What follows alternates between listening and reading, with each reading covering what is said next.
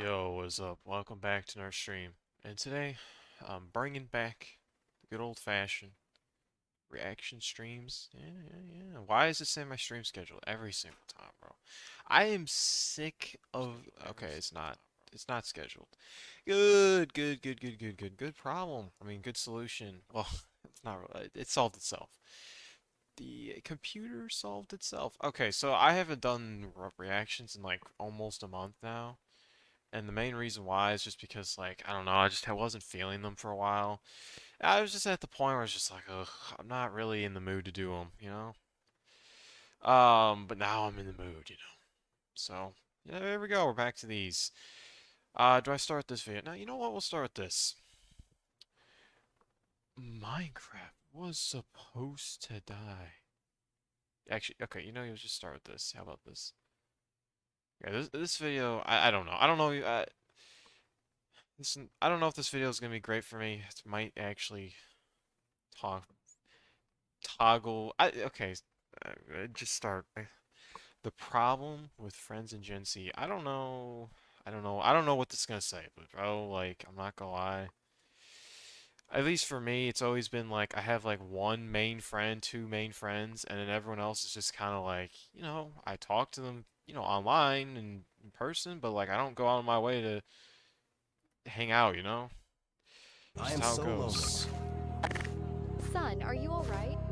Oh, I was talking about this problem. Why does nobody care about me? That's so loud. Golly. Oh, it's You because guys ever notice how older people seem to have no issue talking to others? You know, like that old person in line. Oh, so who it's gonna, just- yeah, who it's just gonna talk about in-person meet interactions, of course. talks and talks Yeah, I and lack talks those. and yaps all the time, as much as they like. There's a bit of charm to that, you know, kind of like reminiscent of older times when people just like spoke to everyone. Now, why is it that my entire generation seems to lack basic social skills? I don't say this to like trash on anyone, but like it's just a genuine question as to why. It's like you go up to someone, just try to start a conversation with them, and they almost look terrified at you, like, what? Someone is speaking to me.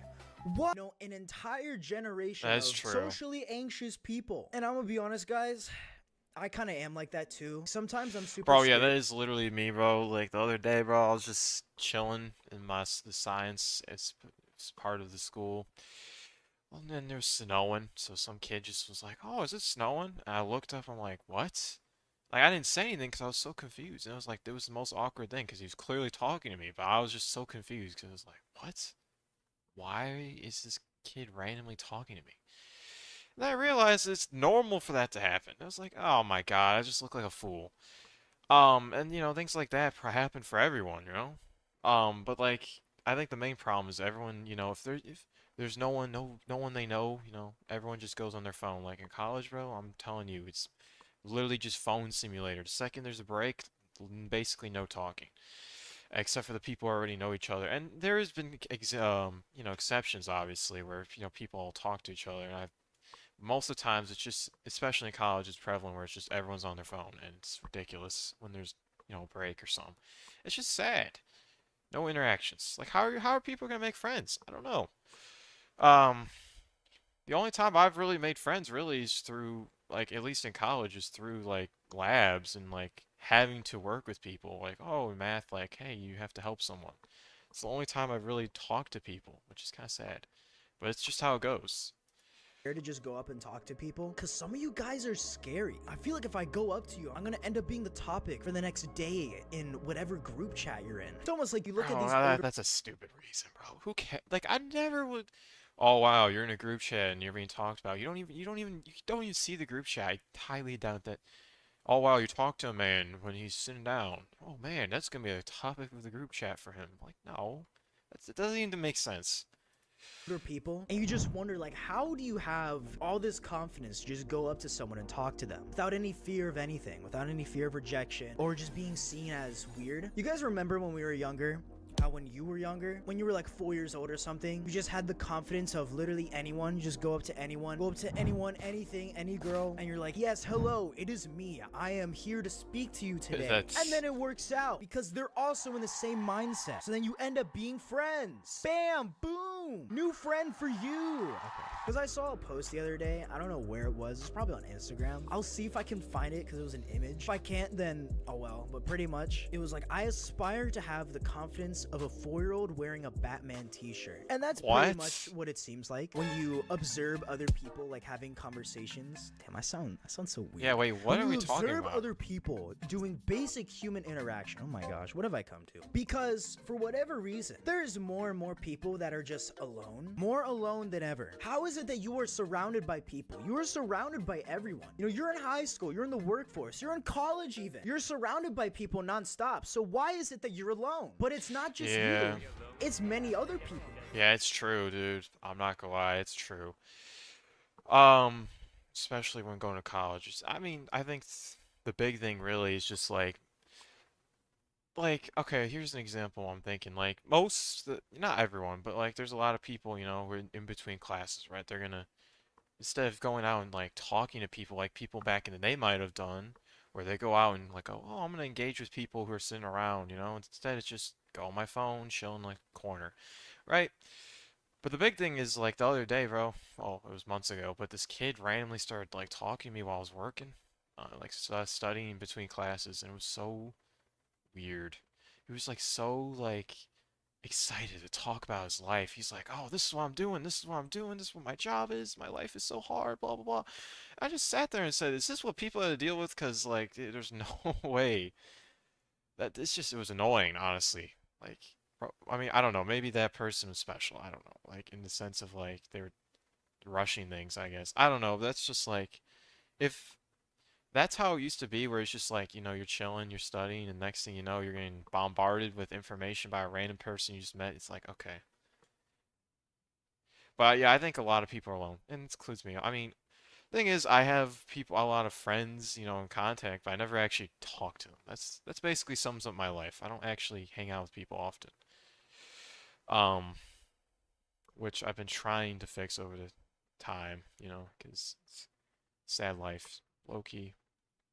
There's so many other people that are just alone now for whatever reason. They have a loving family. They have family members that genuinely care about them. But yet every single day when they go to bed at night, they can't help but feel this sense of loneliness. Like no one else is there for them. No one else cares. So the reason why you feel this way at night, as if no one cares about you. Okay, this is gonna sound really crazy, but bear with me here. Is because you're right. No one actually cares about you, nor do you actually care about anyone else. So let me explain. So whenever That's a completely wrong sentence. Like, I don't believe in that at all. No one cares about you. You don't care about anyone else. You're just speaking on behalf of everyone. Like, you can't just do that. That's ridiculous. There's no way that everyone who's lonely they don't care about anyone. There's no way. I don't believe it.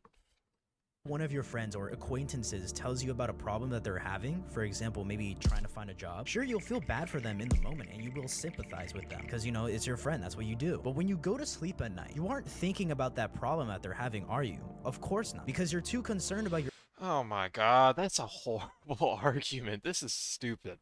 That is a horrible argument because, of course, if you have your problems come first, naturally. When you're sleeping in your bed, you're thinking about your problems.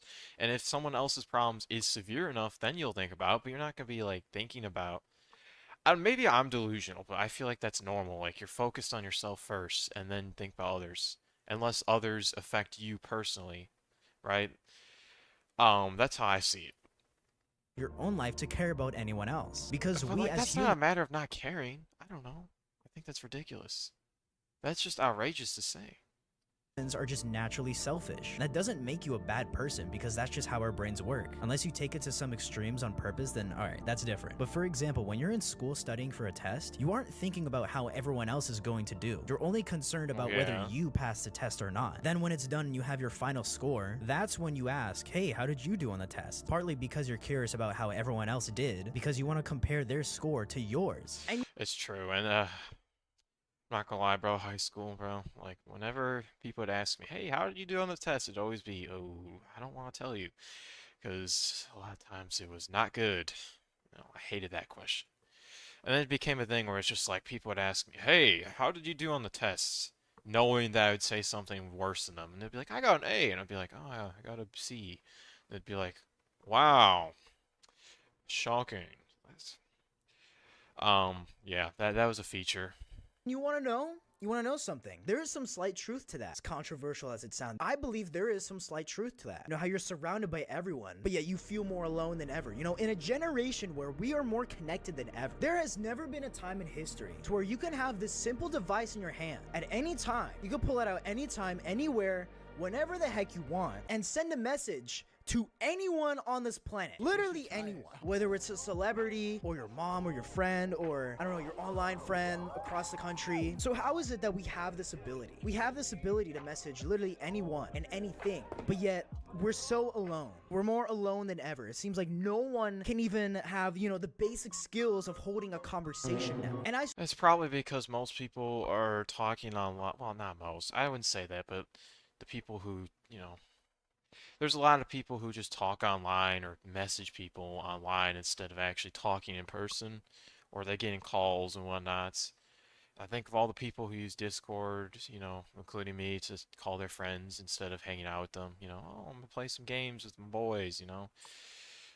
And then it's like, when you're in person, it's like, well, then what? Like for me, it's like, most of my interactions with friends is gonna be online playing games, right? So for me, it's like when I'm in person with them, it's like, what am I doing? Like it just feels unnatural. But I don't feel like it's over. I don't know. I feel like I am in the problem where it's like, I am. I don't know. Never mind. It doesn't matter. What struggle is? with Well, why do these gifts? Like, why? I this don't know. too. Sometimes I'm like terrified to go up and speak to someone. Why? Why am I afraid to go and speak to this person that's like 40 pounds lighter than me? But there may be Gen Z will be the last sociable generation. Well, I don't know. I can't really say if that's true because you have to go through school. And whether you like to admit or not, school does kind of force you to interact with people. At least public school does. I don't know about anything else, but it does force you at points to interact. So you have to be somewhat sociable because obviously, if you're not sociable or you just do dumb things, then you just become the outcast of the school, basically. Or people look at you and go, "You, you know, homeschooling is worth." No, it is not. Uh, like the problem with homeschooling is really like, you're assuming that the parents have enough time to teach. They know what to teach and they know what is good for the student, right? Or the child in this case. They know exactly what is the best stuff. They have to figure out, like, you know, um, what's it called? Like, what is important to learn, what's not. They have to spend years and years of time, teaching and making sure their child is up to date. And honestly, I could see it being really easy for a child to fall behind in homeschooling. Not gonna lie, probably has happened many times. I know that 1 plus 1 is 11. Okay, so we're trolling. We're trolling. Also, for all the people who say math is useless, um, I I don't know. I feel like it has a use. Like I feel like, when I was in high school, everyone it would always be like, "Ugh, math is useless. Ugh, I'll never learn this. I'll never need this stuff." And it's a complaint of high school, "Oh, why a lot of the stuff you learn you don't even need." But the thing about it is like really at the end of the day, it's preparing you for your future in the sense of like if you want to go down that road. And also it's good to know a lot about math. And it also makes you use your brain. That's the big thing, like you're developing your brain in the years that are important, right? If you're learning all this complex math, right, and you actually understand it, your brain is getting way more intelligent and like I don't know exactly how the brain works in that sense, so yeah, great. Look like a fool, but it doesn't matter. The point is your brain is actually like being activated in, the years where your brain needs to be used the most. It's taking in the most information, right? Because your brain keeps developing until whatever, 25 or something. a reason why you struggle with getting friends. You know, it might be your appearance. Because, you know, pretty privilege is a real thing. You know, if you're more attractive, you know, it's a lot easier for people to, you know, make connections and make long-term lasting effects on things. And, you know, if you go up to people looking like a freaking checkerboard, then yeah, it's probably not gonna look good on you. Damn, this guy doesn't take care of himself. Like, what is this? Yep, that was me for a while. Okay. That was me for a while, I'm not gonna And lie. You that's could why argue still now, but not really as much. I'm proud to announce today's sponsor, Tej Oh, Hanley. what's Guys, this? I know, I'm just that good. You know, they I don't care. Oh, it's acne things? Bro, but like I'm not even sure what happened, but like a couple years ago I had like acne all over my back and my chest. Still have it a little bit, and I used like Accutane, I believe it was. And I don't know what happened, but now my entire back and chest and shoulders are just covered in like bumps. Like I don't know what happened. I think it's probably because I kept on picking at the acne and like it just became a problem. I don't know, but like that's a problem. I don't know what that's all about, to be honest. Look how shiny his nose is. Hmm. Yeah, wait, why? Oh, because he's using the product, right? Right, that makes sense. Oh, so it's advertising. He used the product, and no, it's not. It's not. It's probably years of product or months. Okay. I do think, by the way, appearance does play a factor into, you know, getting friends, obviously, but not fully because it's just not how that works. You know, if you have a good personality or you're interesting, you know, people will be around you. And if you look in the case of me, well, like, I didn't look the best when, like, for a year or two in high school, bro. Just because the way I had my beard was horrible. I didn't take care of myself really that well, hygiene-wise. And yet I still found people to talk to, right? Like, I don't think it really matters fully, unless you're just completely stinky. Um, yeah. Tej Hanley's performance Alright, then driven how is this still whether going? you're starting a new job or going on your first date. Once again, thank you, Tej Hanley, for sponsoring this video. But of course, making friends isn't all about looks. That's not how it always is. That's not how What is friendships this? work. If you're just really funny, then you can just make friends, you know? You ever see the average male friend group? Because we don't care. It doesn't matter to us. If you're one of Exactly. the boys, you're one of the boys. Guys, this is Miranda. She's one of the boys. That's just how things are. But you know, some people just aren't some of the boys. And that really sucks because, you know, some people, that's like their only friend group at all. That's Bro, their I'm being so distracted by the gifts. Like, what is this? A rat? Look how obese that rat is. It's carrying a pancake. Explain to me this. only friend group because they're so socially anxious to talk to anyone else. So then you end up getting fake friends. And the fake friends, this has always been a thing. Yeah, I Fake see the thing about these is I know about them. I was intelligent enough to kind of to understand that concept is it's just like there's a lot of people, especially in school, where they're just friends in school. And you can call them friends, but they're really not. They're just people that you talk to because you're in the same building. I had a lot of those, you know, especially throughout school and just in general, where you're on good terms, you love talking to them, great, but you never actually talk outside of school. And I think a lot of people have that and then don't actually have real friends. I don't know. I've been lucky enough to have actual friends, but most of the people I talk to in school are not friends, like real friends. It's you. What are you talking about? It's me. Fake What are friends we have talking been a about? thing literally since forever. It seems that now they are even more effective of doing their job of being fake and like ruining every friend group. If you don't know what a fake friend Oh, is, well, it's let's talk about pretty this. self-explanatory. It's someone that, you know, Oh, this is what I was talking about. I've never really experienced this, by the way. Like, why would someone do this? Why would someone pretend to care about you and then just what, attack you? Was that say? Also known as they tend like act for only when it benefits them. Oh, I get it. Okay, I don't know why it took me 20,000 years to understand that. Yeah, I've met a lot of people who are like that, honestly. Sadly enough. The rat? I'm not the rat. What? Okay, yeah, okay, I actually see where this is. I know exactly why you're saying that, because one of the streams like a couple months ago, I said, oh, I don't actually care about your problems. I was talking about people who go in the DMs online and just show up in your DMs and start crying. Or I remember, you know, back in the day, there was this viewer who'd go in my DMs and just talk about his life and his problems. I'm not a friend of his though. Like I don't care about him, and I'm not going to sit there and be like, yeah, I'm gonna actually hold your hands and talk about why your life sucks. I don't care. It's just the truth. That's what I was talking about. Like I hate people who just immediately lash all their problems on you, or like just they don't go to the step of like actually getting to know you. They just immediately like treat you like you care about them. You're the perfect example. What does that mean?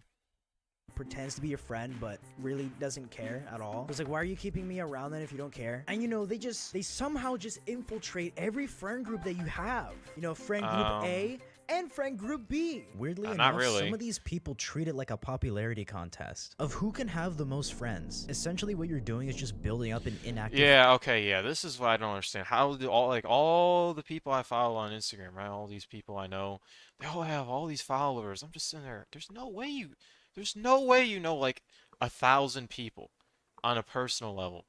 There's no way. Or there's no way you have 1,000 people who know you. Like I don't know. It just doesn't make sense to me. And then I have my small follower count, but I never get insecure about a follower count, at least on Instagram, because like who cares?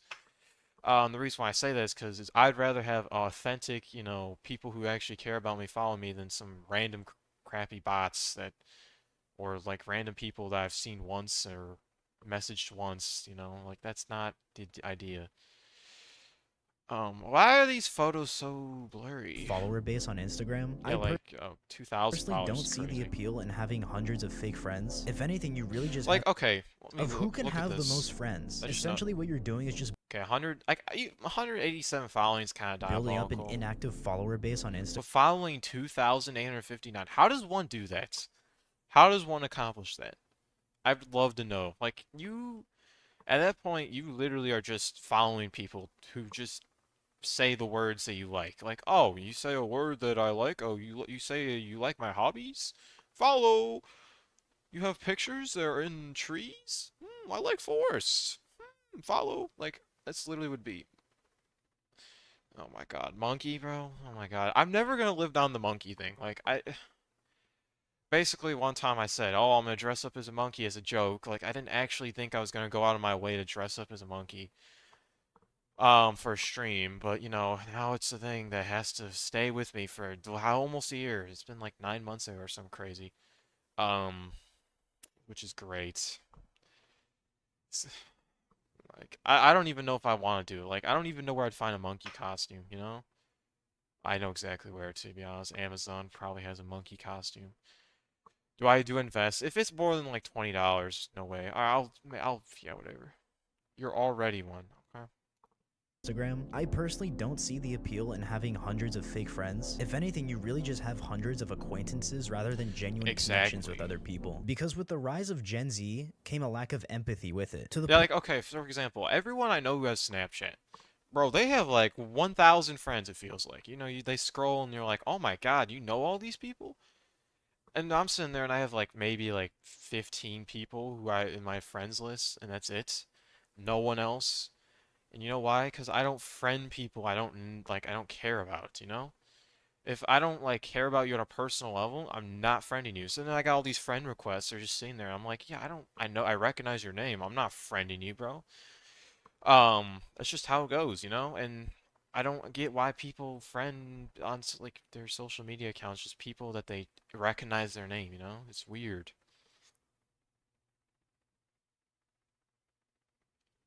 point to where some Bro was talking about tariffs for monkey costumes. What? Oh, because maybe, okay, yeah, maybe it's made in China. That would make sense. By the way, now, oh, you know what? Now we have to do something crazy. We have to find authentic American-made monkey costumes.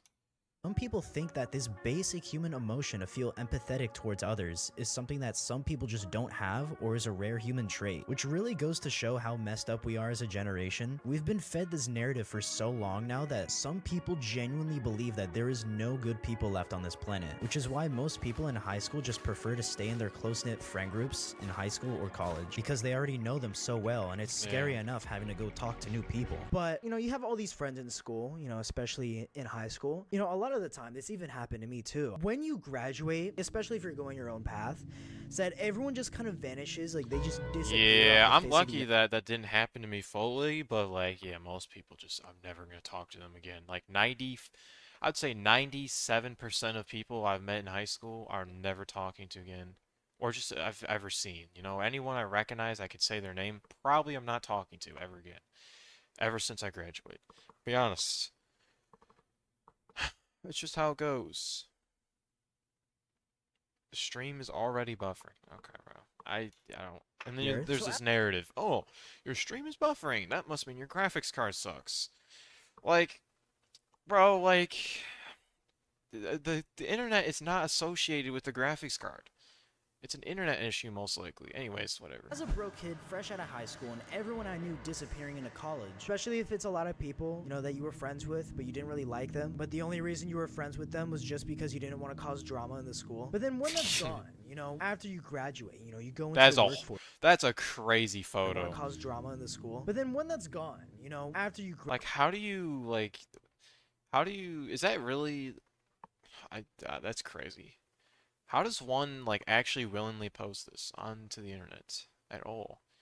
You just, yeah, I don't know. That's crazy. graduate, you know, you go into the workforce, you go to college. Yes, the people that you didn't like having as friends disappear, but then most of your friends, if not all of them, disappear as well. Since this generation, of course, this is not everyone, but most of this generation just lacks social skills for whatever reason. I mean, we all know why. It's no secret. I'm gonna stop beating a dead horse and just say like, oh my gosh, guys, it's social media's fault. It's It's not. all their fault. It's all their fault. Yes and no, because you gotta think of it, right? Yes, that has like a big contributing factor as to why a lot of people just lack the ability to speak to others now. You can't help but realize it's also partially our fault too. Your phone isn't physically gripping you on your face, forcing you to like stay glued to the screen. It's not doing that. It is you subconsciously picking up the phone just to scroll and do more stuff and waste more time. But it's also specifically designed to be that way. But it is also you physically doing it. So it's like, I like to think of it as just being my own fault as to why I lacked social skills in high school. No, I'm not That's saying not why though. Do you know how that most people, you know, who probably have social skills that, you know, according to him, like social skills, right? Most likely also are addicted to their phone. It's not like, oh my God, like I feel like everyone's addicted to their phone. So saying it's the phone's fault is ridiculous. It is a ridiculous claim because everyone is. L voice crack. Okay, bro. When is there ever going to be a W voice crack? Explain to me that. You know what's pissing me off this whole time, by the way? Look at this. Look at his background. Like, this is out by, like, a tiny, like, centimeter off from lining up with that. This is just completely misaligned. And this is a misaligned. Oh, that's downright horrible. Like, why? How do you have a wallpaper or whatever that is that's just completely misaligned? That just pisses me off so hard. Why? Why? Who designed that? Please fire them immediately. His bedroom looks minimalistic. I'm not gonna lie, my bedroom probably, no, it doesn't probably, it looks worse than this, arguably. I don't have anything going on for my bedroom. Because all I do in it is sleep. I mean, that's really it. Or just lay in my bed sometimes. that I'm like some extrovert. I'm the social guru. I'm gonna talk to everyone. I'm gonna go up to you in public and ask you about low taper fade. Will knee surgery affect my winter arc if low taper fade is still massive in 2025? You know, just go up to people Why would and you do ask that? them whatever random dumb shit ever. But there is a fix to this. You know, after graduating, how it seems like your social life just vanishes, it disappears. But you know, it's not just you experiencing this. It's not just me either. This is not an isolated incident. This is happening with everyone. And that doesn't mean it's over for you because, you know, you can make friends with your coworkers, you know, where you're forced to speak to them. Talk to people. Look at me. What? Oh. You know, you just can't help but feel that some people, especially people like entering the workforce, like I was a few years ago, you know, you'll look at other people in there. You just can't help but realize, like, some of these people just lack basic social skills. Like, you know, stuff that you'd think that you know, would be learned by now. Even people like in their 40s lacking these basic social skills. Now, I'm not going to say why, because we all know why. We all subconsciously know why. Because, you know, let's look at this school. Let's look at school in the early 2000s. Before the phones were invented. Look at this. You notice one thing, how there's no phone in sight. And what are people doing? They're speaking to one another. They're Yeah. actually holding That's conversations because they have with nothing people. better to do. Like, you know, there's nothing better do that. It's like the best way to use their time, right? If they're got a break or something, boom, you just do that. But now it's like, well, it's, I think the problem is really at the end of the day, I guess to break it down psychologically, it's like, your phone is convenient, you know it well, and at the end of the day, you're going to do things that you know well and are comfortable with, and doing the uncomfortable, which would be talking to people, if you're not used to that, you will not do. So you're not going to go out of your way to go and talk to people because it's uncomfortable. And the people who find it comfortable will do it anyways, right? But which results in this endless loop of like, you just find other things to do besides, talking to people because you find it uncomfortable and you haven't done it in a while, basically. This video's buns. Yeah, look, I mean, And they it look doesn't make the best happier. points And you ever, could but even see this over the years. This is the same thing with, relationships and dating. The way they meet. The way that people meet now. met online, yeah, it's cooked. This is percentage who met this way. Oh my god.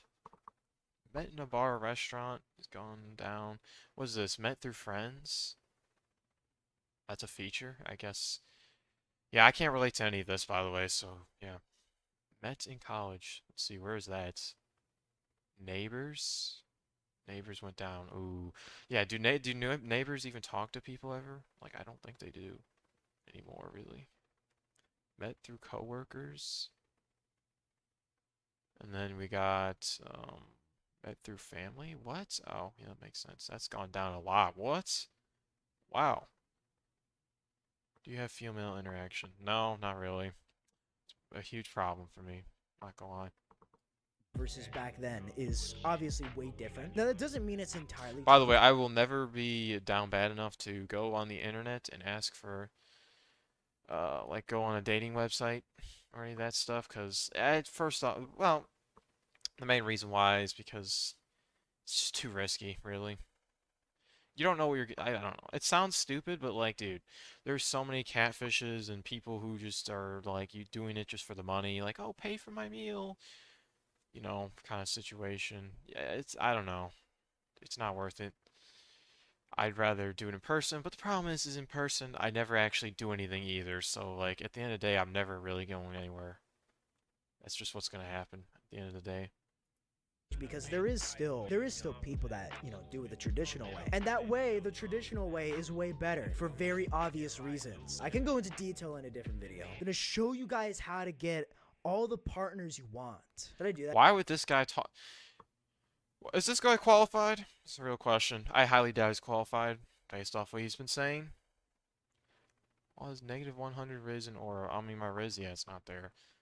I might think the main problem is like if I like a girl though, I'm not talking to her. It's just not happening. And then I hope like, oh maybe I'll talk to her, some organic way. But like at the end of the day, no one like you're never gonna talk to someone unless one of you makes the move first. If you're not like in a situation where it's like, oh, you end up in a group or something.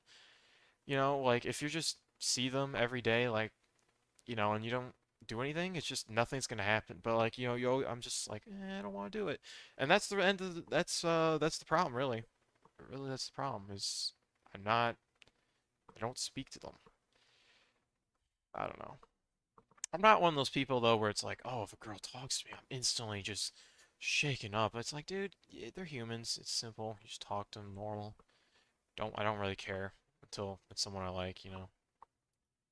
That, guys, should I go up to people? What would you guys think if I just approached women? If I just approached like 100 girls as a short introvert? That would be an interesting video. I might try that, guys. Might do that. Today, I'm gonna be approaching 100 different people. I'm sorry to interrupt you, but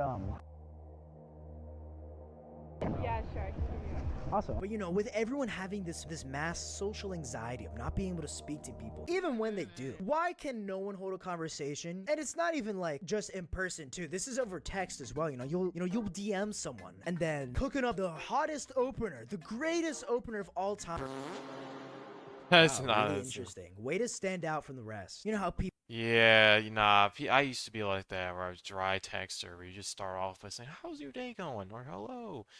Don't do that. It's a waste of time. I still know people who say that, like, oh, they'll like when they want to talk to me through messages, they'll be like, "How's your day going?" It's like, really? Like, I'd rather hear anything else but that. Like, yeah, I guess it's nice in person, but dude, it's texting. Like, you gotta make it interesting. I don't know. That's just my opinion. Also, the whole how's your day going thing is stupid in my opinion, mainly just because I don't know if this is true, but does anyone actually sit there and listen if you said my day's going bad? Because everyone answers good. Let's be honest. Everyone says good or oh, it's okay. But no one's like asking, oh, what's making the day okay or why is the day so good? No one's actually like going more in depth. So what's the point of answering, like differently? I don't know. It's just the whole situation seems stupid to me in that sense.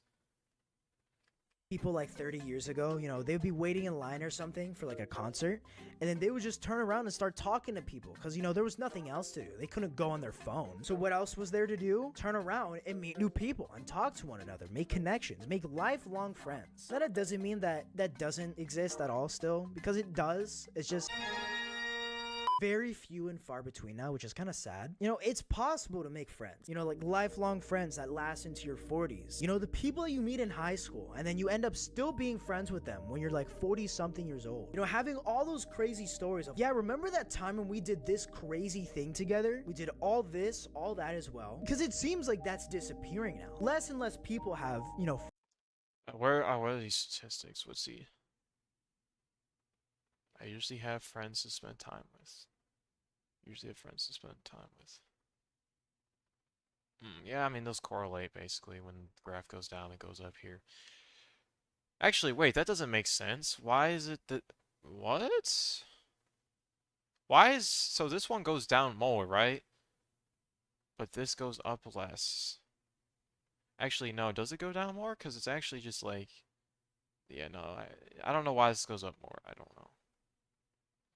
Friends, social groups. You're surrounded by everyone. They're surrounded by many people, but yet we fear the most basic social interaction. It's not over. It is definitely still a thing. You see the rise of online friends. People still have friends, but just on their phone now through a screen. Some people take this to the next level. They don't even speak to people. They just speak to a robot. But you can Oh still my make god, friends. the fact that's a feature, by the way. That I just like, when I discovered that people... was it paying for like a bot or like an AI to say like, like sexually, what's the word? Sexually talk to them, like sexually, and they had to pay for that. Like, that made me lose faith in humanity completely because why? It's just the idea of people that like actually talk to AI and like try to have conversations is ridiculous because it's like, dude, how lonely are you? There's never been a oh, okay, well, there's an exception. The exception to that is when you talk to, the character.ai website, you talk to like celebrities through there. It's interesting, but I wouldn't do that just because I'm lonely, I'm gonna talk to I would do it for entertainment, so I mean it's different. You should do an IRL stream to prove him wrong. No. No, no, no, no. This is as close as IRL as you're getting, bro. Friends. It's just, in today's age, I think the way to do it is that a lot of people just go about it the wrong way. That now it's shifted. The way that we do it isn't really how it is before. Now, of course, you can still do the old method. A lot less people are doing the old method because they're too afraid now. You can just DM anyone. You can DM someone and make friends. Or, you're playing a game and, you meet someone on voice chat and boom, now you're friends. And if they just so happen to live in your same city, even better. So it is definitely still possible. Friendships are not dead. It's just the way that we go about it, the way that people make friends in today's age is vastly different and weird, ineffective, you can say. It's not exactly the same as what it used to be. Now, of course, if you don't want to make friends that way, of course you don't have to. You can do it the old-fashioned way. After graduating, if you're like me and just didn't go to college, you just went straight into the workforce, of course it's going to be harder to make friends, but it doesn't mean that it's over for you. You can go out, have a life, go to social events, talk to people, get contact information, get phone numbers, talk to people, do something different, rizz up the baddies in an interesting way. Every conversation we have ever had is purely transactional. Every time we speak to someone about anything is because we want something in return, whether you realize it or not. When you ask a question, it's because you want to know something in return. When you talk to a friend, you aren't speaking to them just because you like them. You're speaking to them because you want to feel less bored. When you speak to a girl, this goes for you too, ladies. You aren't just speaking to her because you think she's attractive, though that is one reason. It's because you want their contact information. We can take this even further. Even the interactions we have that are a net negative to us, like giving money away to a homeless person. Yeah, you just donated your money to someone who was more in need, but you know what you got from that? It made you feel good. You did that action not because it was the right thing to do, but because it made you feel like a better person. Almost like trying to make up for what you've done in the past. Now, you remember what I said earlier, how I think there's some truth to how you feel that no one cares about you? That's Using Caillou's crazy. Oh, is it true that Caillou had cancer or something? I don't know. I say that like it's a real person. Like, no, he's just like I don't know. I feel like I remember hearing that before. because it is partly true. Now, I know this sounds crazy. I was like, what the heck? What is this kid talking about? This is the stupidest thing I've ever heard. What I mean by that is a lot of actions that you see other people making in life, why it seems like some people are more lucky than others, why it seems like some people can just get anything they want. This is me and my buddy Pim staying in one of the most luxurious hotels on earth for free. That's all. That's a ugly hotel. My I'm buddy not gonna Pim lie. staying in one of the most luxurious And his friend is named Pimp. Okay, that's crazy. hotels Nah, on like earth. what is luxurious about this? Like, yeah, it has a nice view, but it just looks so unappealing. Like, I don't know why you would ever stay here. This looks stupid. I don't know. I don't like it. For free. Is because it starts with them. It starts with you. If you don't know what to do or where to go to meet people and make friends, TikTok actually has a good use for once other than just wasting your time. You could put things to do in your city, for example, like, I don't know, Atlanta or something, and out come an entire wave of results for fun things and places to go that you've never heard of. It starts with you doing something. You know, like I said earlier, it is possible to make friends, but you have to make the Low-key speaking to me, low-key. In the sense that, like, I don't really do much, like, outside of my computer and, like, the things I need to do, like schoolwork. Like, besides those things, it's like, dude, I'm not leaving the computer, so it's low-key speaking to me. the initiation, the initiator into a conversation. Because almost everything you want and desire in life lies behind one uncomfortable conversation that you're just not willing to have. Hopefully I said everything that was on my mind. If I'm forgetting something, I'll probably just include it later. How to make friends. Guys, I know how to make every friend. This is how you make every connection. So check this out, right? So what you gotta do is they don't want me to tell you this. So, you know, what you do Who's they? You gotta go up to them and you say these exact words. Okay. That low-key scared me. It was okay. I don't know. I don't even feel like reading the comments, because, yeah, I already looked at the comments before this started anyways. Yeah, I say this while I'm reading the comments.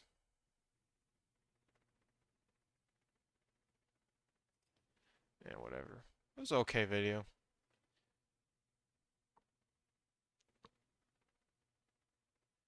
This is a cool video.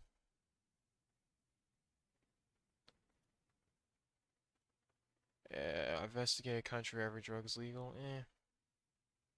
It's got 22 million views. Oh, I might watch it. Okay, yeah, I want to watch this. His name is Dirt. Okay. I don't know. There's a lot to be said about Minecraft, because, you know, I've milked Minecraft. Okay, anyways, let's start off by saying this. What was the title? You know, Minecraft's supposed to die. Why is it still alive? Because it's true. How does it take you 40 minutes to react to a 16-minute video? Was it really 40 minutes? Oh my god, bro. That's crazy. Oh wow, that's crazy. Alright. Minecraft was supposed to die. Why is it still alive?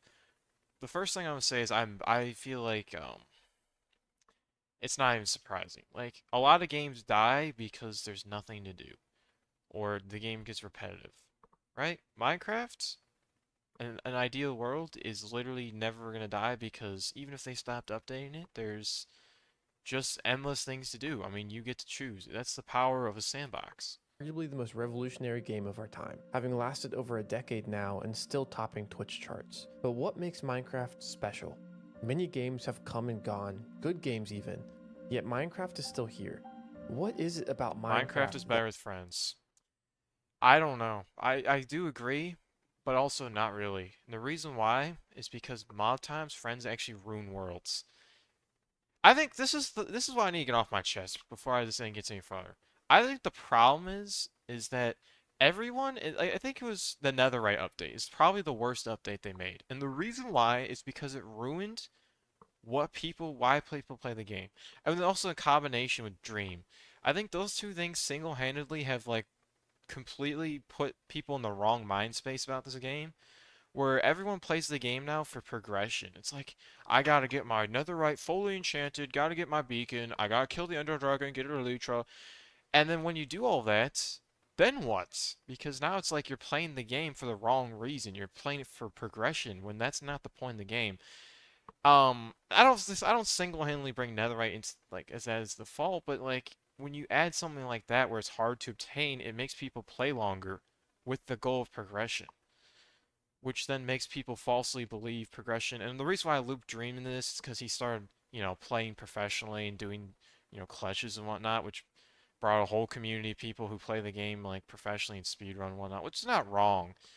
There's no wrong way to play it, but I do admit that I think the wrong way, if there is a wrong way, it would definitely be just playing to progress, because that's not the intention of the game. Skyblock mindset is crazy. That won't let it die. Now, I'm by no means an expert on Minecraft. In fact, I know I've not even come close to exploring everything that the game has. And the other thing is, people say, wow, Minecraft back in the day was so much more enjoyable when I was a kid. Well, the reason why I think is really simple, and I can't believe I've discovered this recently, but really it's just because you played worse.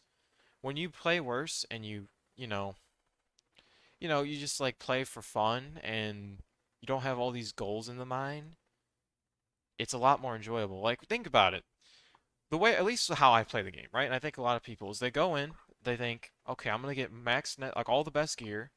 Then I'm gonna build this massive mansion, and then I'm gonna build this massive castle, and then I'm gonna have 20,000 mob grinder farms, and then it's like, it's unrealistic. You're not gonna do that, right? So then you burn yourself out very quickly, and it's just more enjoyable to just do it, very casually, Yeah, who cares if your house looks good? It looks okay. Hey, that's good. Do the best you can, wing it, instead of following guides and trying to do the best thing possible. That's the problem. And I think that's why I can't enjoy Minecraft anymore, is because every time I play it, I always have the same problem. I want to do these insane projects that are massive. I want to make a massive castle. I want to have an underground laboratory. It's not going to happen. Minecraft isn't fun for me anymore. I switched to other games like Terraria or anything else. Well, yeah, I think the other thing is when you grow older and you play more games, you realize that when there's no progression, it's a lot harder. Like, the thing is, when you're younger, you have a more creative mind. It's easier for you to just do things creatively, whereas you grow older, you're more likely to be less creative and be more stuck into, you know, wanting to play other games, especially if you taste other games. Why did it not load? Like, did I not press the button? I still need to find my first woodland mansion, explore an ancient city, and travel to an end city for an elytra. I of course know what these things are because of how popular Minecraft is on this platform, but I have never experienced them for myself in game. And those are just the things that I know about. I have no clue what other secrets lie within the world I've started. Now, I'm willing to bet that to some of you that may make me the wrong person to talk about what makes Minecraft special. But I happen to believe that it gives me a unique perspective on it. A perspective that's different than almost everyone else on the platform. And I hope you'll give me a chance to explain why. After my first Ender Dragon and my first 200 days in the game, I have identified 3 main reasons as to why I believe Minecraft is special. And while I know videos just like this have been recited dozens of times, I believe I have something unique to offer to the discourse that's been around this game for the last 10 plus years. But first, some backstory. I don't know if I care about the backstory. I hate to say that.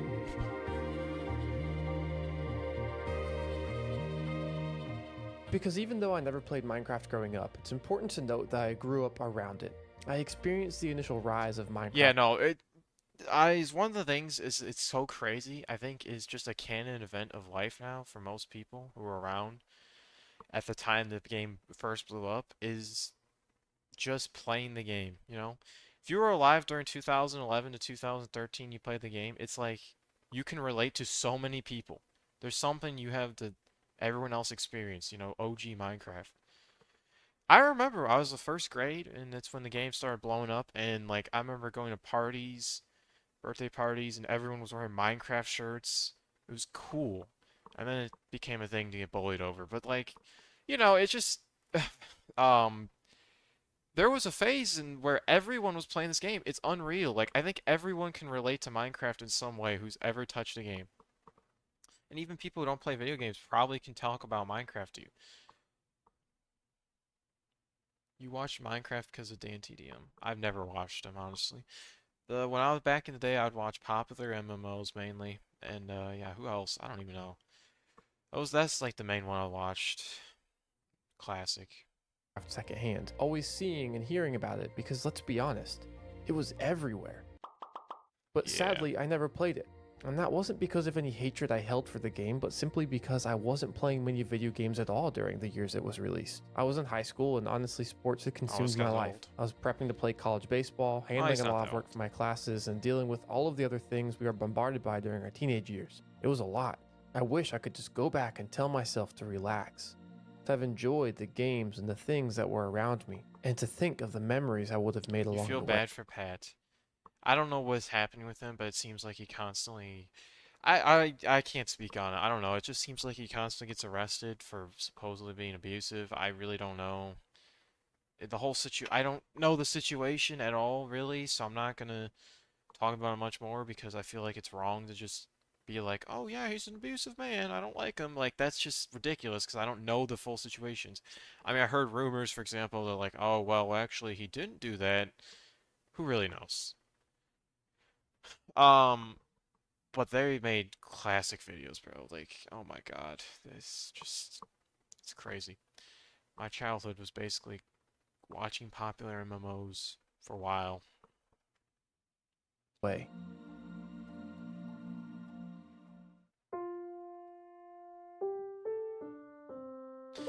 Oh yeah, the second rise.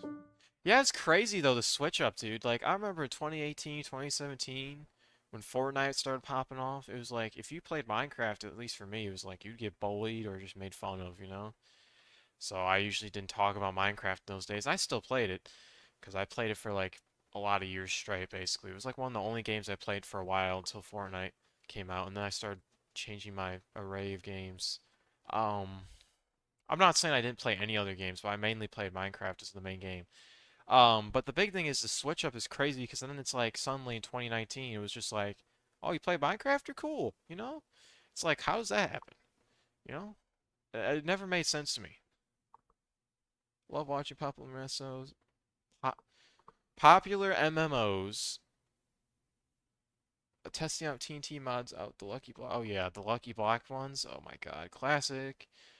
It inspired me to get my own mod pack. I think the thing about it was like when you were watching their like mod pack series, it was like watching kind of like a TV show. At least as a kid, it was like, you know, the mods were so interesting and like so fascinating that it just made it like so interesting to watch. Like, what's gonna happen next? What crazy event is gonna happen? And they actually had decent personalities, at least at the time. I don't know if I haven't watched their videos in forever, so I have no idea if that was true or not. Probably just imagining it. The zombie series was goated. I don't know if I watched it. Oh, and I remember okay, this is the problem. As a kid, I remember watching Minecraft animations. That's what it was. And there's a lot of bad animations. A lot of them. And when I say bad, I mean sexual.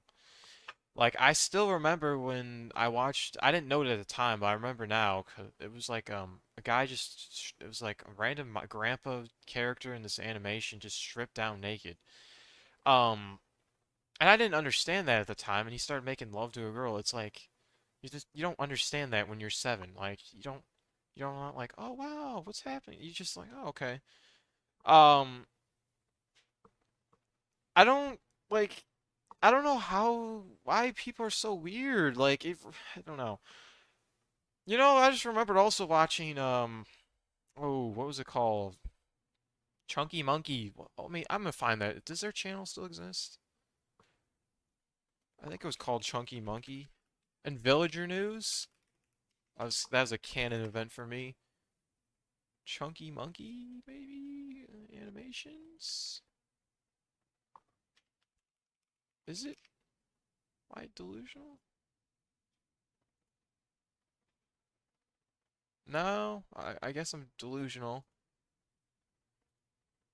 I don't know. I forgot what it was called. Dude, I need to find this. Okay, hold on. We're going down this rabbit hole. Element animations? Well, I'm not talking about that, but yeah, those are goated. Your animations are fire. No, they weren't. Now, there was a phase where I had a plan in 8th grade. My plan was to animate a whole entire, like, TV show, but with Minecraft.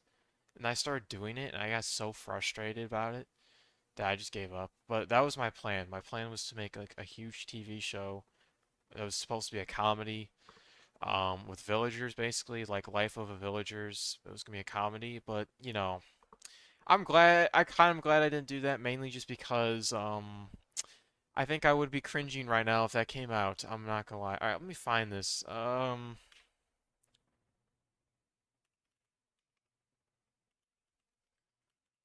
me just do this.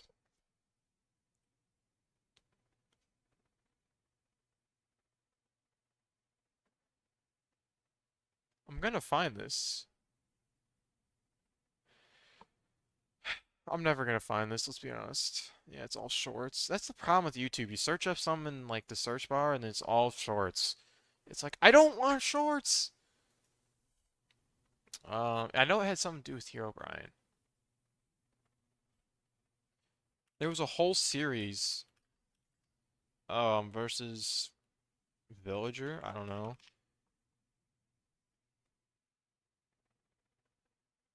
I found it! Annoying Villagers! Yes! Oh, I'm gonna have to watch this. This is it! Right here. There's a whole series. Mr. Fudge Monkeys! Yes! Yes! Oh my god, I haven't watched this in forever. They're still going, and they get a lot of views. What? They have Annoying Villagers 65? What? What? They're still going? That's diabolical. Nah, I mean, yeah, I remember this. Like, oh my god. But the thing is, they had blood and gore and stuff in their thing. Like, that was, oh my god. This brings me back. This brings me back right here. They had, like, fat, yeah, some of this looks like brain rot, I'm not gonna lie. Baldi's Basic is crazy. They had Five Nights at Freddy's. Yeah, I remember, oh my god, I remember watching all this. They actually made really good animations, too.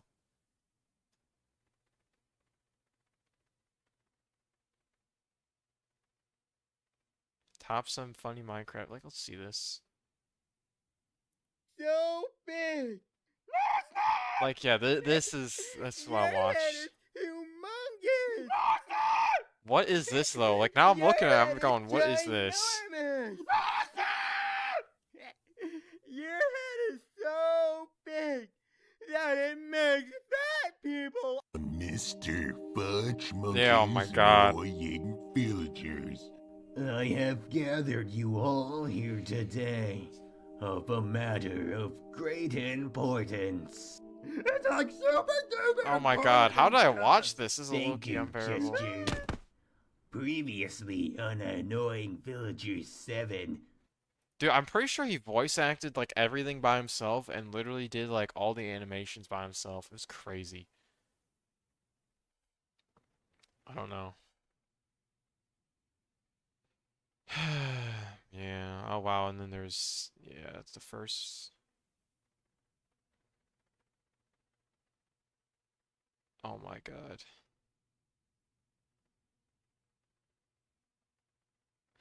Enough. Like I'm getting distracted low key. But dude, yeah, this was a big part of my childhood. I'm pretty sure I got up to like around here and then I stopped watching. Because I don't remember any of this stuff.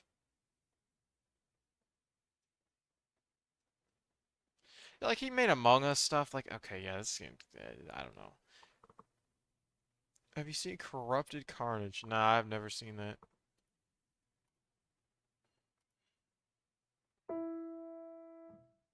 But eventually, as life settled down, I began to feel the urge to check out what Minecraft was all about. I witnessed the second rise of Minecraft with people like Techno, Dream, and PewDiePie's Let's Play. I saw some of the kids in the class I was teaching at the time fall in love with the game and begin to play it for the first time.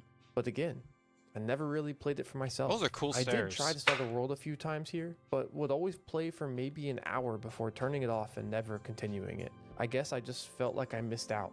Like I was too late to the party to join the fun, that I missed my chance to enjoy Minecraft, and that I would just have to be okay with that. After a few more years, I began feeling the urge to play again, and eventually went for it. I was committed this time. Like, I'm not and gonna I lie, knew- like, right now, I think the problem for Minecraft with me is I'm looking at this gameplay, and I back in the day, I would have been like, yeah, this just looks fun. Now I'm looking at it, I'm like, dude, why would I want to build something? Why would I want to build something? Like, all I'd want to do in the game is progress. And that's the problem. I think the problem really is the updates as well. They keep on feeding this progression mindset, right? Like the trial chambers and all that. I don't even know what's in the trial chambers, but like it's something new to do that's like action related and not like, sandbox related. And I know the argument is, oh, do whatever you want, right? Okay, but when you have all these elements like netherite, you got, the bastions, you got the ancient cities, and then you get the trial chambers. It adds this like thing where it's like there's all these like things to do for progression or for combat, which takes away from the point of the game. I think that's thrown a lot of people off the wrong path. I don't know if that's true though. I don't know. I don't know if everyone else agrees with me on that, but that's how I feel. What? I've never beat Minecraft. I think most people can relate. I remember looking at the achievement list on PS3 or something, PS4. Call like 10, no, not 10, what, 5 or 6 years ago, and like most people have never beaten the Ender Dragon. Knew that if I was going to actually do this, I needed to set some goals. So just a few months ago, I started my survival world with the intention of fully beating the Making Ender Dragon. rooftops is I plan hard, to yeah. record my time and upload those videos here on this channel to create some accountability to keep me going. I assumed that if other people ended up wanting to watch me play, that would provide some added motivation and pressure to keep me. Okay, hold on. Okay, hold on. Just need to adjust my lights. Bruh.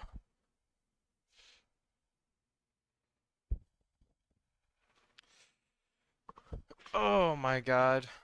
Embarrassing. It's fine.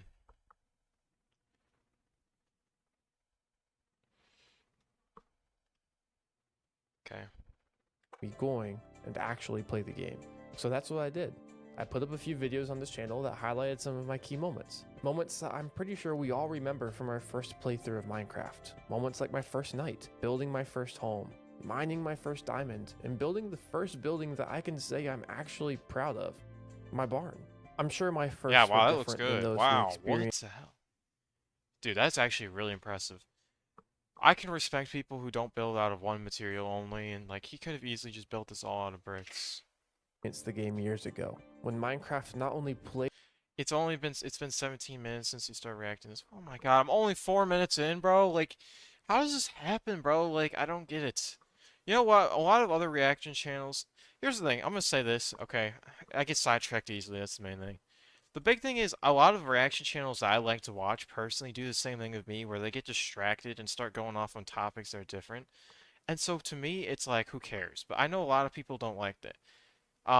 You know why I have to say that though? If you don't like it, don't watch it, you know? Is it inconvenient that like, yeah, it takes forever for me to react to a video? Yes, but it's like the whole point of reaction is to give your thoughts, not just to be XQC. I used to actually watch XQC unironically do reactions, and it was literally him just saying, wow. played differently, but also looked a lot different. Regardless, I was actually enjoying myself. And it seemed like others enjoyed watching somebody play for the first time as well. In total, I made 5 videos. A lot more happened in my first playthrough, but after my first few videos, I found that I really enjoyed getting to share my journey through live streams more than videos. And that will be important to note later as I get to my third point. But now that I've beat the Ender Dragon, I've got to say, I loved it. And I loved Minecraft. I loved the exploration and adventure. I loved the building and enchanting. Looks I like it made honestly from even brain. enjoyed the Nether. I had never realized that Minecraft could be a horror game, but that quickly changed Oh my after God, I I realized was- how many things like to pop up out of nowhere to scare you. I used to be so convinced it was a horror game, Skies, because like I was scared of gas, and like just like there's a certain atmosphere to it, especially if you're playing alone with no music, no videos playing, that you just don't get normally. Like, it's just like you're alone. Besides like the passive mobs, and You get the occasional little cave noise. You're just like, oh, what? I used to be. I remember thinking. I know I have a video up that I know because I remember making the video years ago playing Minecraft. That I said something like, I think Minecraft's a horror game, and I gave a reason because of ghasts. But don't know why. And I don't know what video that is, so I guess I'll have to figure on that out one day. I just You remember have the doing that. death. What the heck? I really want to, but there's like 10 of those spiky things. Oh yeah. Holy. Oh yeah. Oh my gosh. I just about like peed myself. Nope, we're done. He himself. Oh. And That's don't crazy. even get me started on the deep dark. Oh yeah, the first time I went to an ancient city, oh my god, I was spooked out of my mind. I wish I streamed that too. That was like I had some of the craziest reactions to that. Peaceful mode feels like it's a horror game. Oh yeah, it does. I don't know why you'd ever play peaceful mode. I actually remember one of my first worlds I ever did. I actually somehow turned on peaceful mode, and I was so confused because there was no monsters, and I constantly healed, and I was so confused on exactly how that happened. I wish I had all my old worlds, because dude, I remember things. I have my old worlds from PS3 era, but on PC, bro, when I was like 5 or 6, and I played on an old PC, the family PC, you know, and I had like I literally took me hours to figure out crafting existed. I remember, um, I literally I was so confused because I knew nothing about the game. So all I knew was you could pick up seeds, you could mine logs, and you could make dirt. So I would just make like dirt huts everywhere and punch mobs to death, and it would be brutal to survive. And I remember I saw my first Enderman in that world. I freaked out. It's like there's a ninja after me. And then, you know, the big thing is though, I remember one night my dad did some research, and he before like as I was going to sleep, he went up in my room and he told me, "Hey, you know the crafting exists," and it's just like my mind was blown. Like crafting? What? The fact you can make oak planks was diabolical to me. Like now I look at it, I'm like, dude, if you can't play the game now, I don't know what to say. Because there's a recipe book, you know. I don't know. It's just, you know, back in the day, there was no hints, so I can see why people would be like, "Well, what? What if Purebrine is secretly there?" Yeah, oh my god. And then there's I remember my friend joined me in PS3 World, and he dressed as a Herobrine skin, and I was convinced that Herobrine was in my world. Um, I used to actually really freak out about Herobrine. I really thought he was real back in the day. For a while, actually, until I'd say like 8th grade. Imagine Minecraft Fog is back when you're peaceful mode. Oh, hell no. I didn't do it. I didn't do it. Yeah, when this happens, by the way, I think the problem with Deep Dark is like once the guy comes out, whatever it's called, what is he called? When he comes out, bro, like he literally just like makes your whole screen black and you can't see anything and it's unbearable to play. Like it's just like, what am I supposed to do? Oh wait, I know exactly what you're supposed to do. Why did I never think of this ever? You could just stack up like 5 blocks and you'd be safe. Like what? How did I never think of that ever? Oh my god. It's obvious. Okay. Well, I just play with shaders. That's the trick. You play with shaders, you don't get the effect, darkness effect. I don't like it. For the first time in 11 years, I began to understand why people loved this little game. Why so many people devoted so much of their Oh time. my god, and that just reminded me. When oh my god, see, I like it's just like I'm reminiscing about the old days, bro. Because Minecraft was my childhood.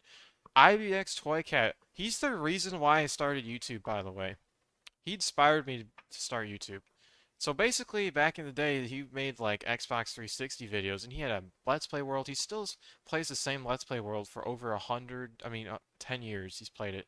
I used to watch every single one of his videos. In fact, almost every single video, like the first 100 videos on my channel, let's say, were all inspired by him. Like, in the sense of like, I talked like him. I made videos similar to his. I was inspired by him, and so credit to him. Did you beat Dark Souls? Did I beat Dark Souls 2? I didn't. I rage quitted. No, I didn't rage quit. What? What's this link you sent me? Oh, IBX Toy Cat. Yes, yes, yes. I haven't watched him in a while though. I mean, he's also, you know what's crazy? IBX Toy Cat was also the reason why I started playing Call of Duty. He's also the reason why I played Fortnite. Like, I kind of meat-rided him. I still remember that was the first live stream I ever watched.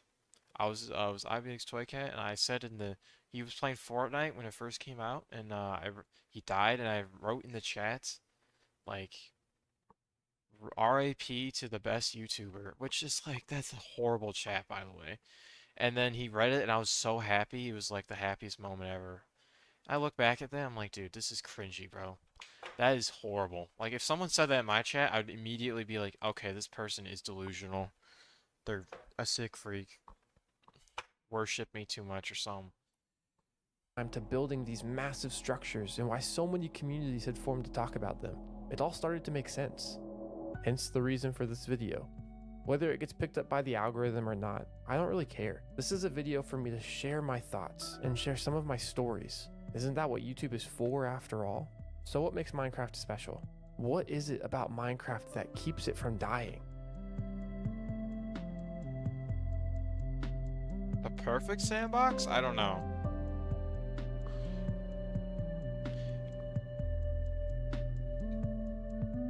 I think if it was a perfect sandbox, it would have features that make it better. For example, where are the chairs? Where are the tables? Where's the furniture? That would elevate it automatically to a way higher level, in my opinion. Because a sandbox game about building after all these years, without any tables, without any chairs, is diabolical. Because yes, you could be creative and make your own, but they're never going to look like the real deal. Like, where are they? Why does Terraria have a better building system, arguably, in a lot of aspects? The fact you can paint blocks in Terraria, I've always said this. Why does Terraria actually have better building mechanics than Minecraft? Where is the ability to, color every single block in the game with a paint? Where is that? That would be so great. So if you want a certain texture of block, but it's not the right color, well, boom, you could fix that problem. Imagine if they did the same thing they did with, like, dyes, where you can dye leather armor, where you can literally just use any combination of dyes to make, like, all these different types of colors, right? And there would be, like, 2 million different variants of colors, right? That would be so cool. But no, they choose not to. So instead, you have to download a mod if you want that. Like, that's just ridiculous. How is there no advanced farming systems? Well, I mean, there's really no need for it. That's the thing. There's no advanced need for advanced farming due to the fact that food is really not a problem after you establish basic farms. You love farming in Minecraft, by the way. I think it's alright. Hello? Okay. Minecraft is arguably the perfect sandbox game. I know, Oh, wow, that's absolutely cool. groundbreaking analysis over here at Fluffy HQ. But let me explain. Minecraft has no rules, no boundaries, no storylines you feel the need to complete. Just a world, some blocks, and near infinite possibilities. And this is good and bad, but it's an integral part of Minecraft's identity, and possibly Yeah. the biggest reason the game became as popular as it did initially. I'm gonna have a hot take. I gotta stop pausing, but it's true. Hot take, I think worlds need to have smaller borders. I miss the days of the PS3 where your world was 800 by 800 blocks and there was a border. Why? Because I don't even think I don't want it that small, by the way. That's way too small. But it forced you to like actually you knew your world, right? You knew your world and you knew it inside and out, and you could make your whole world like your area. It was cool. Like if you walked into someone's world, it would be like, wow, this world is theirs. You can just see the evidence of them everywhere. I don't know how to describe it. It's like it's just cool, right? And then everything was also so compact, so it's like easy to find resources. If you want a jungle, there's most likely a jungle. Like back in those days, almost everything you needed was spawned in because every volume was somewhat tiny, but not too tiny. I don't know how to describe it, but 800 by 800 was great. But I do admit that it'd be better to have it a little bigger. Maybe like 2000 by 2000. And that'd be good. Mechanics need to be worked like fishing. The problem is, how do you make fishing engaging? I mean, you could take the approach of Hypixel Skyblock by making it so that you can fish up creatures that attack back, which could be interesting. But at the end of the day, it's like that would be really weird because the whole point of fishing is to get fish. I think the problem with fishing in a lot of games, including Minecraft, is it's just dull. It's like, oh, just do the same thing over and over and over, and hopefully you get something insane. Which is why AFK fishing became a thing, because it's so boring to fish. I don't even know if they patched In it. many ways, the amount of options and the lack of guidance the game offers when you first spawn in left me feeling really overwhelmed in my world. But in reality, this is what makes Minecraft Minecraft. If there were too much handholding or too much guidance, the game would lose its ability That's to be true. whatever the player wants it to be, and instead become what the developers want it to be. I've discussed a few ways I think Minecraft could provide some guidance for new players with some people in our Discord server. I would love for there to be different books you could find around various villages that provided some backstory to the different features, blocks, and enemies in the world.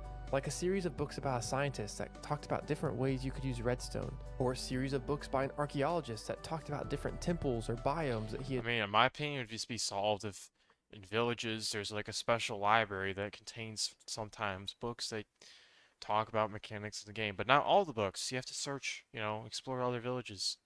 I think that'd be solve the problem because it makes sense. Hey, the villagers wrote this. Oh, sorry, we don't, or maybe you can trade with the remaining books for the remaining books you need. Like, that'd be cool. But that'd be complex because, let's be honest, most people who start the game are not going to immediately, like, know about looting chests and stuff in a village. Discovered. That way the player gained some information through exploration without the game hindering the player from having a sense of discovery and adventure. After doing some research, I learned there apparently used to be a tutorial you could play for Minecraft. Oh, yeah. While I think that there are Oh, good yeah. intentions behind that, it doesn't seem to fit with the purpose of Minecraft, which is probably why they removed it in the first place. Games like Breath of the Wild can start players on the part of the map where they can learn the basic mechanics before exploring, because Breath of the Wild has an end to its story. Even though the world is massive and has an insane amount of things to do, the story eventually comes to a close, and the game is limited by the mechanics that the developers have put into it.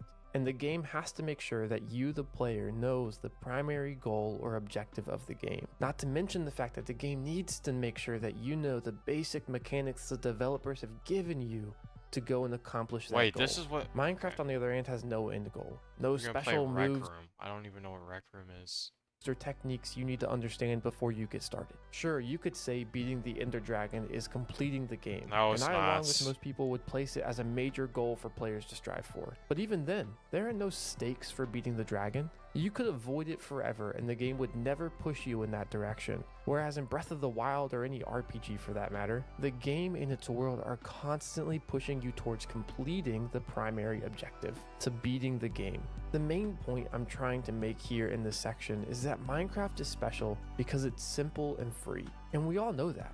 Minecraft doesn't try to be flashy with its graphics or rich story. Instead, it provides simple solutions that players can use to create complex and magical worlds. It creates procedural worlds that players then can turn into living stories and thriving kingdoms. The simplicity and freedom of Minecraft's sandbox, in many ways, is what allows the complexity of the stories we get to create and immerse ourselves in as players. Minecraft doesn't try to overwhelm the player with a clear solution to every problem. There are no pre-made houses you can build, no pre-created blueprints for players to follow along with. Minecraft just simply provides a blank canvas for players to create within. And this is what makes Minecraft the perfect sandbox. It's simple complexity that provides us, the player, with everything we need to create magical stories and worlds.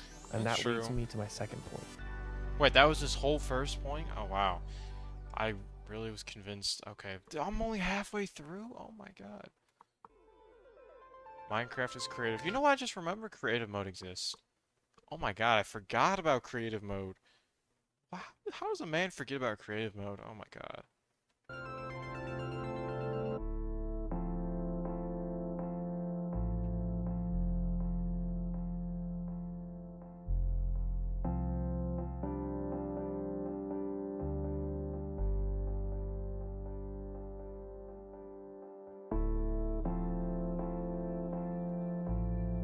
Okay, so what is this? Dude, like, what is this, though? Like, it was a cool transition for a bit, and then it just got too long. Now it's just like, okay. Minecraft is creative. I know, another incredibly hot take. But this ties into the previous point, and I mean, it it has to be is. stated, hence the presence of this section. While at its core, Minecraft is a sandbox survival game, I believe Minecraft is even more a creative game. And I'm not just talking about the creative mode you can choose to play in. Minecraft is a blank canvas, ready for the player to create whatever they desire. Whether that be the sprawling cities and massive builds so many people create here on this platform, all of which still leave me completely amazed to this Yeah. day. Or the simple That right there, by the way, create here on this come on, platform, just get to it all already. of which This is like the type of stuff I want to try and like every time I boot up a survival world, this is what I try to make. And guess what? It never works. That's why I hate Minecraft, because I'm an idiot. The way I play the game's an idiot. I wish I could go back to the old days. You know, when you look at my first videos, and you look at how I played Minecraft, I'm pretty sure I didn't even get diamonds until episode 30 of my own little Minecraft series that started my channel. I'm pretty sure I've lived in a stone house for like 20 episodes. I'm also pretty sure that world is not got much going for it. Destroying the end. Well, that's a different playthrough. That was when I used to stream Minecraft all the time. Yeah. When I streamed Minecraft for about 9 months, like 3 or 4 years ago. I think it's 4 years ago at this point, I believe, or 3 years. I don't remember. But when I played that, it was kind of like nice because the way I played it was different.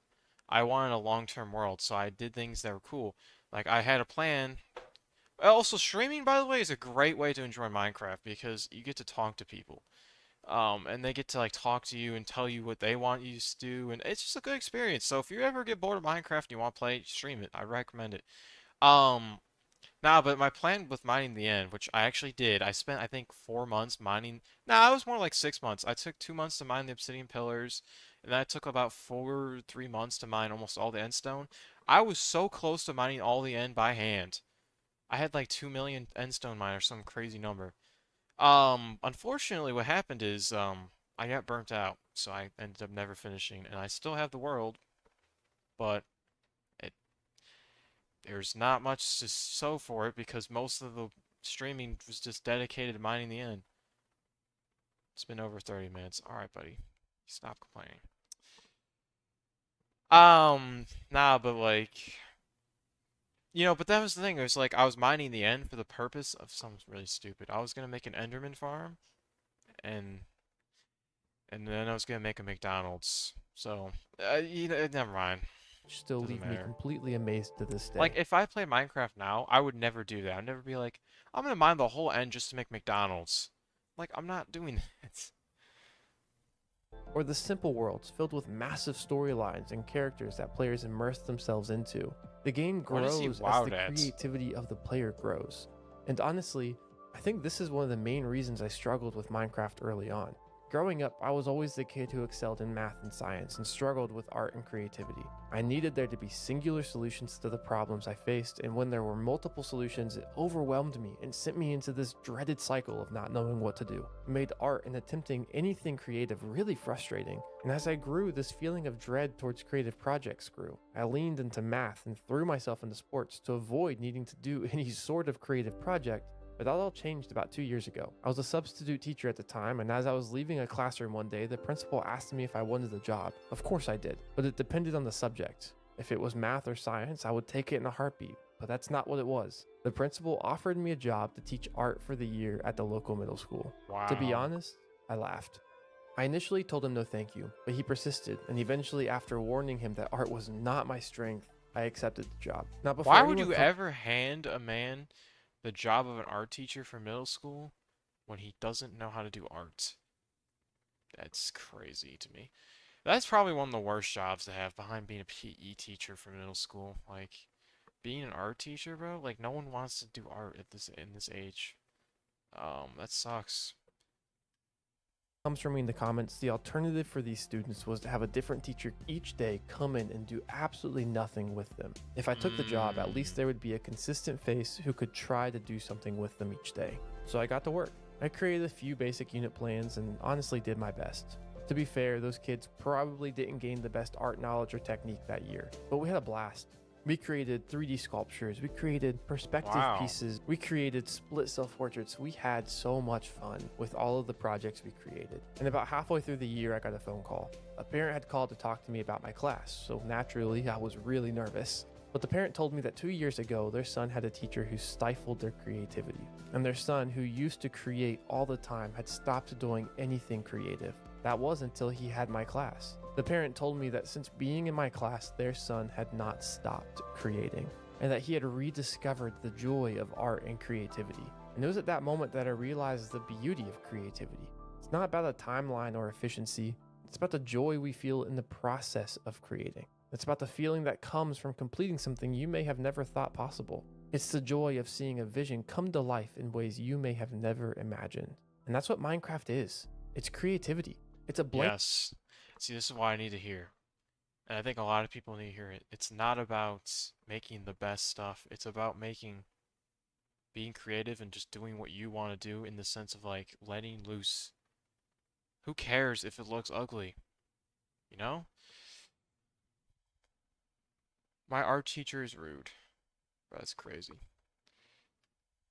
Blank slate, an open world that players get to dive into and mold into whatever they desire. Minecraft isn't just a game that allows creativity, but at its core, Minecraft is creativity. And creativity is essential to humanity, leading me to my third and final point.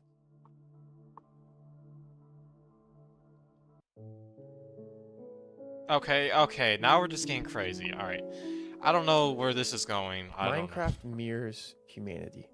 I mentioned earlier that while I have a few videos that outline my journey through Minecraft, the majority of my time was spent streaming. Yeah, I don't know. I mean, I hate to say this, but dude, like, do I really need to see this? I don't know where this is going. Vibe to Juice World for 2-hour ride. I don't know why, but Juice World, like, I used to like him, and now I can't stand him. I just see the word Juice World, and someone says it, or someone has it in their profile picture, and I get pissed off. And I really am convinced it's Fortnite's fault, because ever since Fortnite released that Juice World skin, for the free one, I've been so pissed off at Juice World fans. It's just like hearing this guy say Juice World just made me so unreasonably angry for no reason. I have no idea why, because I actually don't mind his music that much. It's not awful. I have no idea. Like, I really don't know what the problem is with that. But, like, Tranquility? No. More like Evil. Lucid Dreams. Okay, Lucid Dreams sucks. I'm not listening to Lucid Dreams. But, like, he has good songs. I used to be a big fan, though. I used to be so die-ride a fan. I think the problem is that people were like, they'll be like, oh my god, we need more albums from him, even though he's already dead. We have a ton of unreleased music. Release it now. It's like, dude, just let him die and not release any more music, please. What's going on with Kanye? Alright, that's a different topic. Completely different. My journey. And that's not just because it was easier and required less work in the editing process, but because it was honestly more enjoyable. Now let me be clear. I love creating videos. I love the editing process, even though I am very much still learning. I'm learning to love the script writing process. But after my first few Minecraft videos, I was struggling. I was struggling with motivation and direction. Even though people had been watching my initial videos, I didn't really know where to take the game next. Honestly, I was kind of ready to just end the series and stop where I was. I had reached the point that so many people seem to reach every year when they end their annual 2-week Minecraft phase. But that's when I had an idea. An hour-long stream during one of my lunch breaks from work. That would just be me running off on an adventure in my world. Not trying to progress to the Ender Dragon, not even really having any goals in mind. Just random exploration in a beautiful world. During my first stream, I had one incredible viewer who got on and chatted the whole time. And I hope it was as fun for them as it was for me. I was dubbed Fluppiana Jones as I explored my first jungle temple. I almost peed my pants as I rode past my first ocean monument and was jump scared by a spiky... I'm actually so annoyed that his iron sword is literally 1 durability, because... Oh, and also, why is it iron? Where's your diamond sword, sir? I don't know. Just looking at that makes me annoyed. Like, when you have some at 1 durability, it's like throw it out at that point. Don't even use it. I'm sorry, I'm distracted. I found my first horse named Periwinkle and ultimately met my fate as I explored in the mine. And his diamond axe was on 1 durability. What are we doing? Why? Why is everything on 1 durability? I found my first horse named Periwinkle and ultimately met Why? Or am I delusional? fate as I explored in the Oh, mines. maybe I'm delusional. Maybe it wasn't a wonder. But okay, maybe I'm irrationally angry for nothing. Why are we hearing this dude talk? Let him cook, you know? It was a blast. But as the hour ended, so did the stream. And I sadly, mean, I think it's just interesting to get a perspective on why he likes Minecraft because, you know what? I think people need to hear it. Because a lot of people forget the reason why they started liking Minecraft, and they might need to remember why did they like Minecraft? Why did they play it? You know? Um, I had to get back to work. The difference chest was that I boat, had by the way. found motivation in the game. Not just to beat the game, but to go back to my second point that I made earlier, to be creative and to have fun. A few streams passed. Oh my God, I just thought of some. You know what I think the problem is? Everyone plays Minecraft now for nostalgic purposes, and playing a game that's in nostalgic purposes is never going to end out well. Because the problem with nostalgia is you can do the exact same thing that you did before, but it won't hit the same. And I think that's the problem. Everyone's trying to relive their memories, but at the end of the day, you can't. I actually think that's the main problem. Because I think about it, every time I play Minecraft, I'm usually nostalgic stricken. Man, I miss the old days when I was so young and I played Minecraft the whole time and I was able to enjoy the game for more than 2 seconds. Wow, that actually hit hard, bro. A few more people started joining in. I by no means have some massive community, but I'm so thankful for the few people I do have that stop by and say hey regularly. In a lot of ways, they are what make Minecraft fun and special for me now. And that's why I believe Minecraft mirrors humanity. You see, I believe that we as people need community. And Minecraft, as with most games, but especially with Minecraft, proves that. My enjoyment of Minecraft immediately grew as other people were introduced to my world and what was happening within it. And even since then, as I have played smaller worlds with other friends and jumped into different Minecraft experiences with other people, I have found that those are the moments that make me want to come back time and time again. It's the stories that are told within the Dude, worlds yeah, that we Minecraft is one of the very few games that I've played where it literally has other games inside the game. You can hop on servers with their own unique games, basically, where you can play mods and play your own unique game. Like RLCraft, for example, is legitimately feels like its own game inside of a game. Like, that's diabolical. And that's true for most mod packs, by the way. But just especially Minecraft because of how many mods there are, how many mod packs you can make that change the game fundamentally to make it a brand new game. It's just diabolical. So the people who complain, especially on Java, who are like, oh, there's nothing to do in Minecraft. Well, how about you try a mod pack? Honestly, that could definitely change your perspective.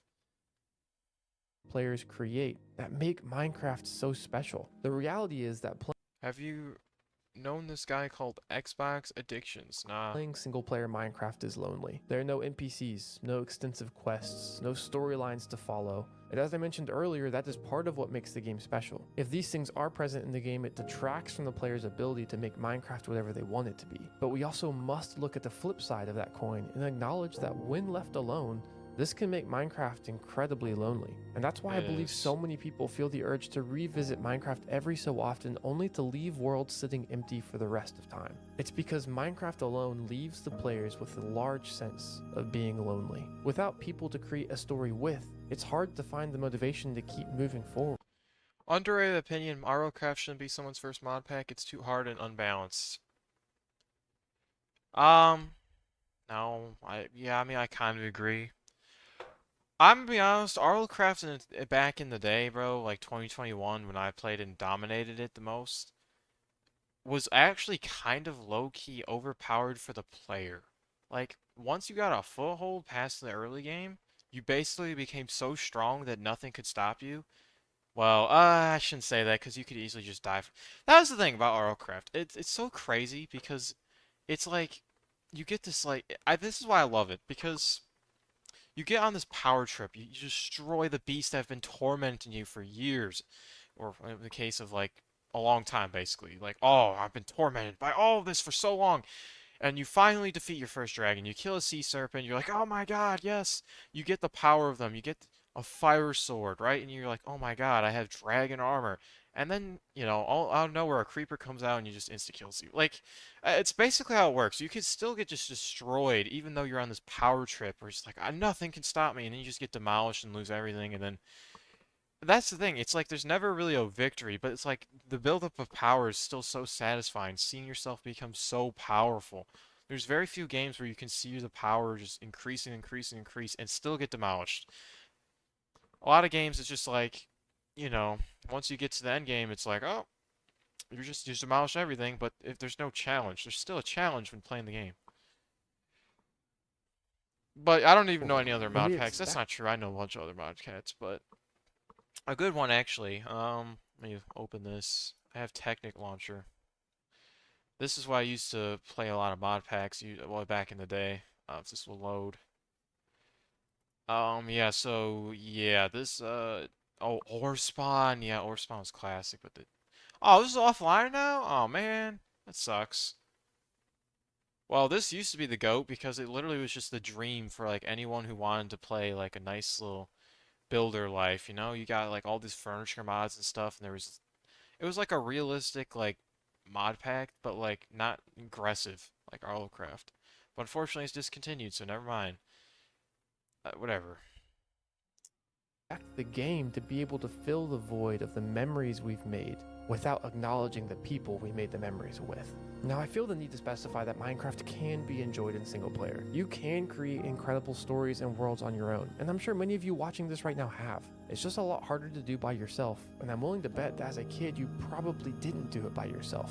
What I am saying though is that Minecraft is at its best when it's shared. It's the shared experiences we have in Minecraft and the communities that have formed around these experiences that make them special. See, the problem is that every time I play Minecraft with friends or even family, it's the same thing I used to play every year. I used to have a server with all my cousins, and my dad would play as well. And I'm gonna be honest, it always ended up the same every time, no matter who I play with. I will be so invested in the game. I will be doing my own thing. You know, I would be trying to build the best stuff and have the coolest base and whatnot. And everyone else is already gone because once they beat the Ender Dragon, they leave every single time. And that's why I say, why play with friends? It's fun for like a week, you know, when you're progressing with them. And then after that, it's like you're left alone. And then usually I'm playing by myself. And then I'm questioning, why am I playing this world? It's literally what happens every time. And it just, I don't, now when someone says, oh, play Minecraft with me, I go, why? Why? There's nothing in it for me. It's gonna be, like, cool, I guess, for, like, 2 seconds, and then after that, it's stupid, because I'll be left alone again. Sobering reality is that we can't go back and experience the first of our time in Minecraft again. Our first creeper, our first dragon, our first house. They're all just memories now. And I say that as someone who only just recently experienced those things for the first time. So I can't imagine what that feels like for someone who experienced them for the first time as a kid and now has to look back at them with even more nostalgia. But in many ways, that's life. We hold on to our fond memories, but we can't allow ourselves to be stuck there. We find ways to create new memories. Okay, why is my chair creaking? I'm surprised. So what makes Minecraft special? Well, honestly, it's quite simple. We, the players, get to inhabit a virtual world where almost anything is possible. Minecraft is special because together we get to tell and be a part of vast stories and worlds that are created by us. Minecraft is special. Wait, by the way, why did you place all these torches? Because Minecraft can be whatever we want it to be. A world of simple blocks can be transformed into a living and breathing world that holds incredible memories. For as long as we... Dude, you know what's inspiring, by the way? How happy this guy is. This whole video, this guy's been so happy when he's playing the game. It's inspiring, low-key. Like, he's just had a nice, like, he's had, like, this look in his eyes. Just look all happy.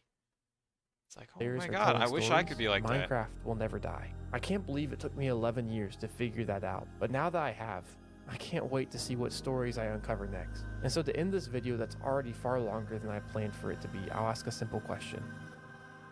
What story are you going to tell next?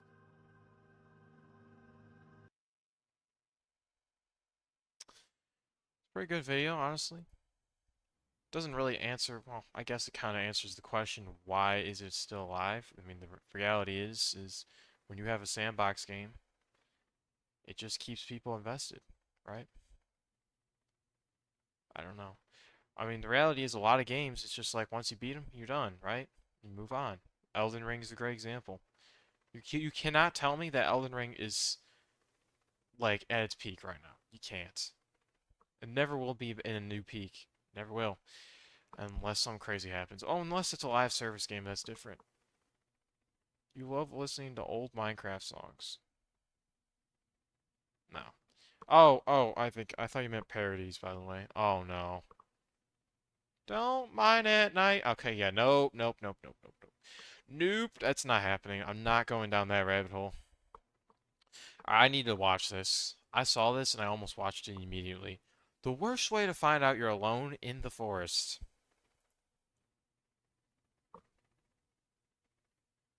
Oh, that makes so much sense. I didn't read it right. Okay. Not alone. Center around creatures. The first story you'll hear is sort of uplifting in a way, and then the last two stories are downright spooky. But before we get into those stories, if you're a fan of the strange, dark, and mysterious delivered in story format... Is he good? Why does he have like a huge red mark there? Then you've come to the right place. It looks like a bump. What has happened to him? Okay, whatever. Because that's all we do, and we upload once a week. So if that's of interest to you, please hit the like button like it owes you money, but not too hard because we need it for next week's episode. Also, please subscribe to our channel and turn on all notifications so you don't miss any of our weekly uploads. Okay, let's get into today's stories.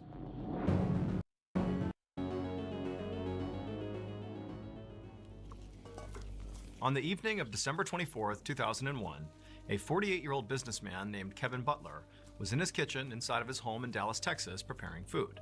The following day, he was going to bring this food to a Christmas party at his friend's house. And as Kevin was preparing this food, he heard his friend Larry, who spent a lot of time at his house, call to him from down the hall. Now, Kevin didn't really hear what Larry wanted, but he could tell from the tone of his voice that, he wanted him to come over there right now.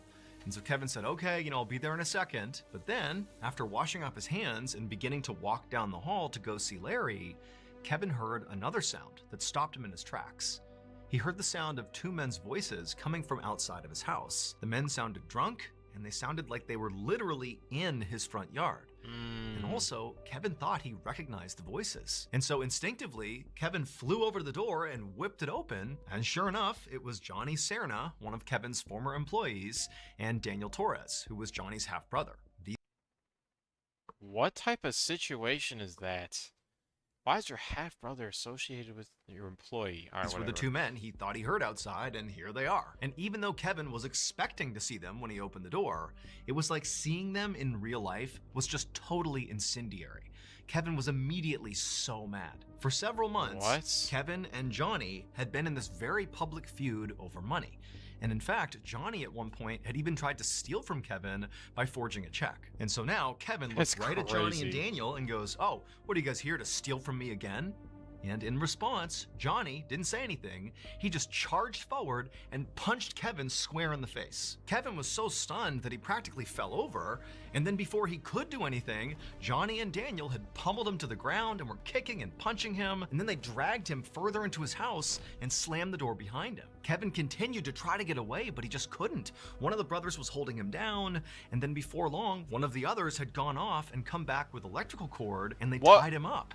And then once Kevin literally was fully bound and couldn't go anywhere, the brothers went into the kitchen, got knives, came back, and they began stabbing. Okay, this escalated so fast, it's crazy. Like, the story just started off with like, oh yeah, I just went to check if some voices outside, and now he's just immediately getting stabbed. Like, what? Kevin over and over and over again. And as all this commotion was happening out in the living room, Kevin's friend Larry, who was right down the hall, heard the whole thing. He heard the sound of, the two drunk guys coming in. He heard the sound of Kevin clearly being attacked. And at first, Larry was terrified and didn't know what to do. But as he heard the sound of Kevin screaming out for help, Larry jumped into action. And he flew down the hallway and he charged out there and he saw Daniel still on top of Kevin stabbing him. And Larry just went right after Daniel. Now, Larry was unarmed and really didn't stand much of a chance to begin with, but he did whatever he could to try to get Daniel off. He began biting and scratching him and doing whatever he could, but it wasn't enough. And eventually, Daniel overpowered Larry, and then before long, Johnny and Daniel were not just stabbing Kevin, but were also stabbing Larry. And so in the end, both Kevin and Larry, the two friends, were stabbed to death. Oh, they died? What? Okay, what is... Wow, okay. Then after they were dead, Johnny and Daniel fled the scene. But what the two half-brothers didn't know was that even though they had just killed Larry, Larry had actually just made sure those two brothers would get caught. Because when Larry tried to fight Daniel off, he had literally bit Daniel and gotten Daniel's blood on his mouth. Oh, wow. And ultimately, when the police showed up, they took the blood from Larry's mouth, and that was DNA evidence, and it led them right to Daniel. That's and crazy. So Daniel and Johnny were soon arrested and charged with murder. However, they were only charged with one murder. And that's because during the attack, when Larry flew down the hall to try to protect Kevin, well, he literally flew. Because Larry was not a person. This is like diabolical, dude. How do you have that type of plot twist? That's crazy. That's a crazy plot twist, I'm not gonna lie. Dude. Larry was Kevin's pet. Wait, so they killed the bird? Bro. Wow. And he was named after Larry Bird. Kevin had adopted Larry 2 years earlier, and the two had become like best friends. And so when Larry heard his best friend Kevin being attacked, he flew in to try to help. And he wound up clawing and pecking at Daniel's head, ultimately getting Daniel's blood on his beak, which led to their arrest. Daniel Torres and Johnny Cerna were both ultimately convicted of murder and sentenced to life in prison. That's crazy. What if I told you there... Honestly, they should get a second charge. You can't just get away with killing a bird. That was a bad voice crack. What happened to his chest? I don't know. There was a boundless vault full of a million secrets, buried mysteries, and life-changing adventures just waiting to be explored. A place where stories lie in wait, just a tap away. Well, that place is Audible. Imagine your Audible effect from edgier trial at audible.com/MrBallin. Okay, back to the story. Face peelers. Okay, so this is gonna be bad. I don't know. I do not like the way that was worded. That first story, by the way, the first story is crazy because the way he worded the story, you're just thinking, oh, this is a generic story about someone getting murdered, right? Which, by the way, not generic, it's crazy. But it gets crazy because the way he tells stories, he leaves out something that you don't expect. Like, he left out the detail of the bird, so then when he said, oh, it's actually a bird, it just made the story that much more interesting. Like, that's crazy storytelling. Like, he's just so good at it. Too many voice cracks drinks more water. Okay, dude, like, you're meat riding the voice cracks, bro. Alright, that sounds really weird, but it's true. At 6:30 p.m. on July 29th, 2023, a 15-year-old girl named Talia Davila Diaz stood right outside her back door of her house, staring out at the thick, dense, shadowy rainforest that was her backyard. Talia lived in a tiny, isolated village in Peru that was literally in the middle of the Amazon rainforest. Oh, hell no. So as she was looking out, I mean, she would have seen these huge tropical trees and heard the sound of howler monkeys and exotic birds and animals moving all about, and the air would have been really thick and humid. But she wasn't thinking about any of that. Instead, she was focused on this grapefruit tree that was only a few yards away from her house. She wanted to go get a grapefruit and bring it inside and make juice for her family. However, like, that's such a luxury. I'm not gonna lie. That's a luxury right there. But you're also paying the price of being in the middle of the Amazon forest. So, which one would I really want to be in that life where I can go outside, grab a grapefruit, and just have it? Talia was scared, and she was scared for two reasons. The first reason was this was the Amazon, an inherently dangerous place, especially at night. There were loads of predators out there, like what is this? Snakes and jaguars. Oh, those are snakes. Okay, see, I thought it was a turtle. The other reason she was scared was that she was worried there could actually be something worse out in the rainforest, worse than any predators she was used to. Oh, really? And that was because over the last couple of weeks, people in Talia's village had been claiming they were seeing these shadowy figures lurking in the tree line with these bright green eyes that would occasionally seem like they were hunting the people of the village. Like anytime they went out, it was like these figures were kind of lurking off in the distance, but nobody knew what they were. The rumor around the village was that these shadowy figures were actually pelikaras, which translates literally to face peelers. People in Talia's village believed that pelikaras were foreigners who would kidnap locals and cut their throats and peel. What? What? Why does that even make sense? Why would foreigners ever go to a random village and just start cutting people's throats? Peel the skin of their face off, Why? and then sell their body fat on the black market. And the What? locals I'm so confused why you'd ever be thinking that.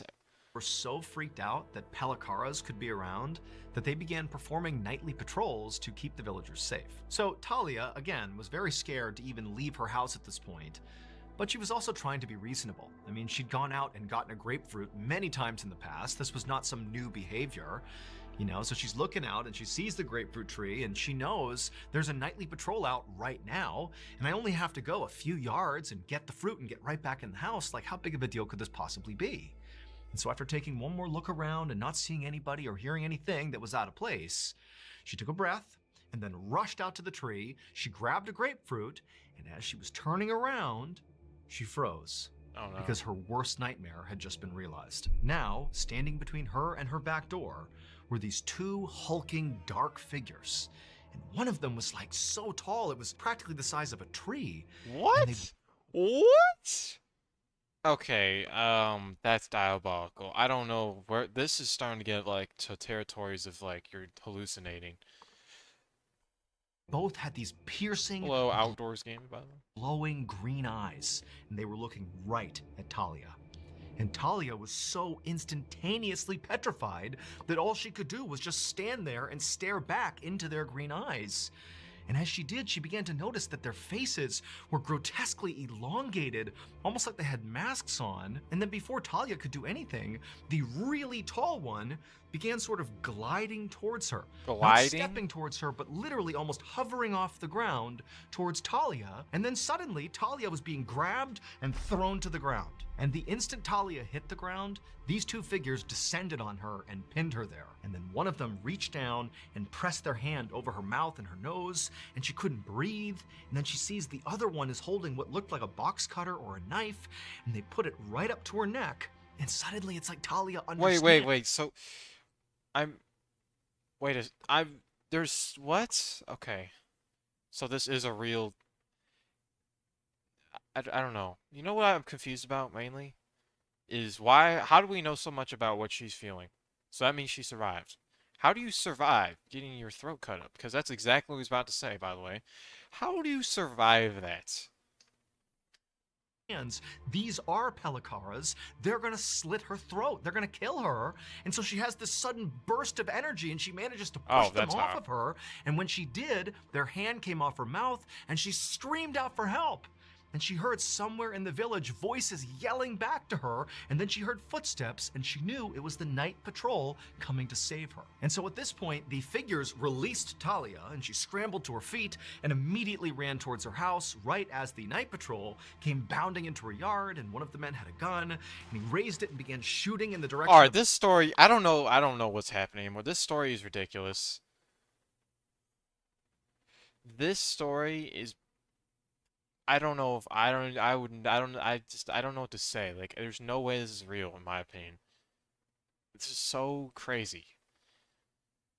of the figures. But like, also, if this actually, like, I just put in my perspective, right? Like, what if I was that girl, right? And that actually happened to me. How do you convince people that that actually happened to you? You can't. So it's like, as an outsider, it's like, oh, that's so unlikely. But who really knows? I don't know. And Talia, you know, she's totally panicked and she turns around and she looks at her attackers. And she's expecting them to, you know, be fleeing into the rainforest. But instead, these dark figures, they were like levitating in the sky and they were looking down at Talia and the Night Patrol with their glowing green eyes as they literally began to levitate into the sky. And the whole time, the Night Patrol is firing repeatedly at these things and they just drifted off into the night and disappeared. Talia ultimately would not suffer any physical injuries from this encounter, but mentally, she was a wreck. And frankly, so was the rest of the people in her village, especially those who were on the night patrol and with Talia witnessed these figures. Oh, now there's multiple eyewitnesses? Yeah, now that's a problem. When you get multiple eyewitness testimonies about something and they all can say the same thing, you kind of have to start believing it, low-key. Because let's be honest, most people are not gonna just all get on the same joke. You know, they're not all gonna be sick freaks who, let's just all say the same thing just because to make some up. There, no. What is Jakob the big head scientist? I don't know what that is. Green eyes flying away into the sky. I mean, the fear in this village following this encounter was through the roof. And in fact, ultimately, the Peruvian government would get involved after this encounter, What? and they would investigate to try to figure out, what happened to Talia.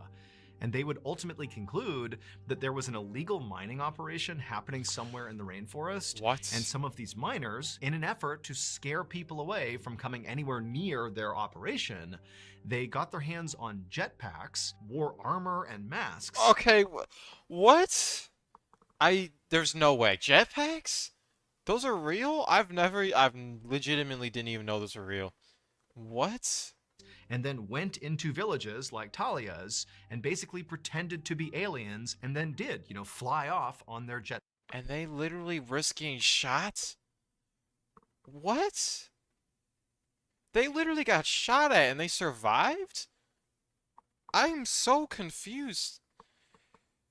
And also, I don't know. Maybe this is all like from the movies and stuff. But aren't jetpacks loud? I don't know. This is such a crazy story. What is happening? Jetpacks. That is the official story as of right now. However, people like Talia and the other people in her village and many other people who live in the Amazon rainforest who have come in contact with these figures with green eyes, they say those are no miners. Those are either Pelicaras or they are creatures from another world. Yeah, but why? Yeah, also, why would you ever... If you're illegally mining in the Amazon rainforest, why would you ever go out of your way to hunt and kill and, like, cut the throats of citizens of a village nearby? Why would you do that? That just exposes... Well, I mean, I guess it does give the job done in the sense of, like, no one's going in the forest. But, like, at the same time, that's just making it so that, like, I don't get it. I don't understand. It's such a weird story. The claw marks. Oh, God. That gives them negative 100 karma. Okay, bro. This is not Fallout. That's crazy. Negative 100 karma is crazy, bro. The whole karma thing had never made sense to me because the problem with karma is the idea of like, oh, if you do good things, you get good things received to you. Is that really true? Is that really true? No. The answer is no. Some of the nicest people in the world will always, will have things that happen in their life that are horrible. Like, for example, someone might just, donate like half their money to just a bunch of homeless shelters. And next thing you know, they become homeless because their job is gone. It's like, just because you're doing good things doesn't mean you're getting good things to happen to you. And just because you did bad things doesn't mean your life is suddenly going to be bad, That's just how I see it. It's a dumb system. Karma's a Hindu thing. Okay, well, it's a thing that most people believe in for some reason. I don't know. I get why, though, it's supposed to make people do good things, like, oh yeah, be good. How about you just be good for the sake of being good instead of having to have a reason to do it, Afternoon of May 21st, 1974, a 39-year-old man named Pilar Gomez walked through a forest in Argentina. In his hand was a machete and an axe. And as he walked, he used the machete to clear brush, and then eventually he reached this huge tree, and he put the machete down, gripped his axe, and got ready to chop it down. However, before Pilar took his first swing, he looked up and he noticed pretty high up on this tree were these very deep claw marks right into the bark of the tree. Now, at first he thought, oh, that's got to be, a bear's claw marks. But the more he looked at it, the more he realized that would have been an enormous bear to leave marks like those. I mean, these are deep and wide claw marks. Now, Pilar was a professional lumberjack, and he actually lived in this section of forest. He owned this plot of the forest. His cabin was only a few yards away, and he was used to coming in contact with the wildlife, like bears. Now, his friends and family thought he was crazy for living out here. I mean, his neighbors were miles away. He didn't have a phone or a car. He lived totally alone. Oh, hell no. And so, in virtue of living in this isolated forest, Pilar routinely came across animals that lived out here, like bears. And it didn't really frighten him. He sort of understood that's part of living out here. But he knew his friends and family thought he was totally crazy for living out here. And not just because it was so isolated, not just because he didn't have a car or a phone and was totally He didn't have a car. Yeah, no, that's crazy. There's no way you could catch me living that life. alone basically 24/7, but because, according to local legend, this particular forest was effectively haunted. There were these apparent unnatural huge creatures that roamed this forest and would prey on people like Pilar. But Pilar didn't believe in any of that nonsense. My God. He knew that, as he looked at these claw marks, this has to be a bear. This is not some huge unnatural creature that's completely made up. And so Pilar just went ahead and began cutting this tree down. And right as this tree smashed into the ground, making a thundering boom, at the exact same moment, basically right behind Pilar, he heard this horrible growling noise. Like a huge animal was basically coming up right behind him. And so Pilar, he whipped around and looked, but there was nothing there. It was just a wide open forest. Everywhere he looked, it was just trees. Just imagine if this was like, you know how Fears to Fathom, right? That game. Imagine if they did this as the next game, where you just win this situation, right? You're told, hey, I'm buying a house in the middle of a haunted forest, and this is the first thing that happens in the game. Imagine playing that. Do you know how horrible that game would be? In the sense of how much poop would be coming out of my pants? I should never phrase it like that ever again, but that's basically what that would happen. Like, that would be a good game, like, crazy game. I might have to, you know what? You know what? That might be a game I might have to start trying to work on myself. Nothing else. And so Pilar began to think to himself, did I even hear that? Like, just imagine being told, hey, you gotta chop a tree. You chop the tree down, and you hear a massive growl, and there's nothing. Like, that's like the best way to make a horror game, because it makes the person paranoid. Oh, what's gonna happen next? Fears of Fathom VR game would be crazy, I guess.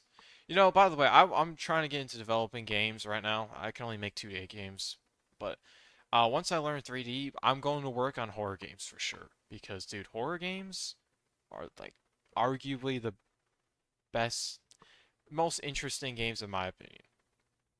And there's so much like room to explore. You could just like, I literally could take any horror story from this guy's channel and literally just turn it into a game, and then boom.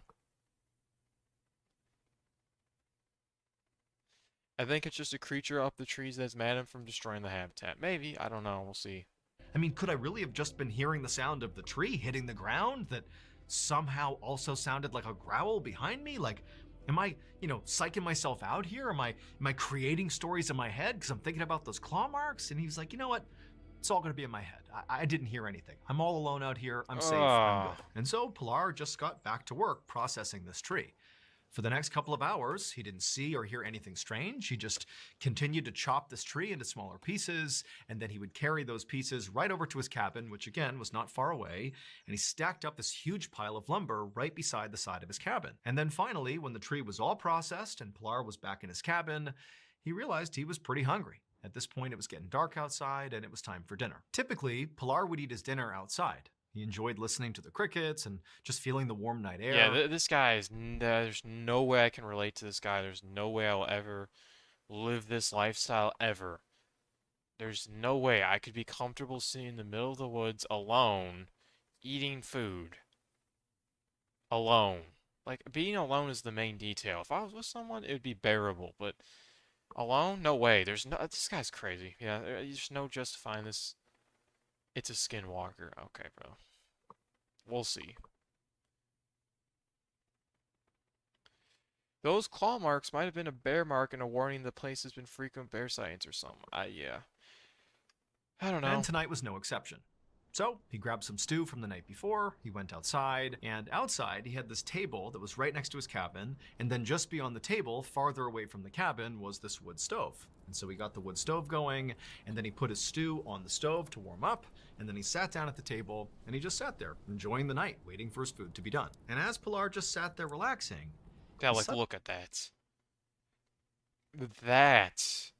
This right here, scary. Like, just look Look at the already. It's not even fully dark, and look how pitch black those trees are. The tree line is. Like, legitimately anything could be there. Odds are nothing's gonna be there, but it's just a fact of that. Like, oh my God. And then you have this massive light source. You know, just your house is a massive light source, a beam of light in the middle of darkness. Like, yeah, anyone trying to find someone to harm is going to just completely destroy you.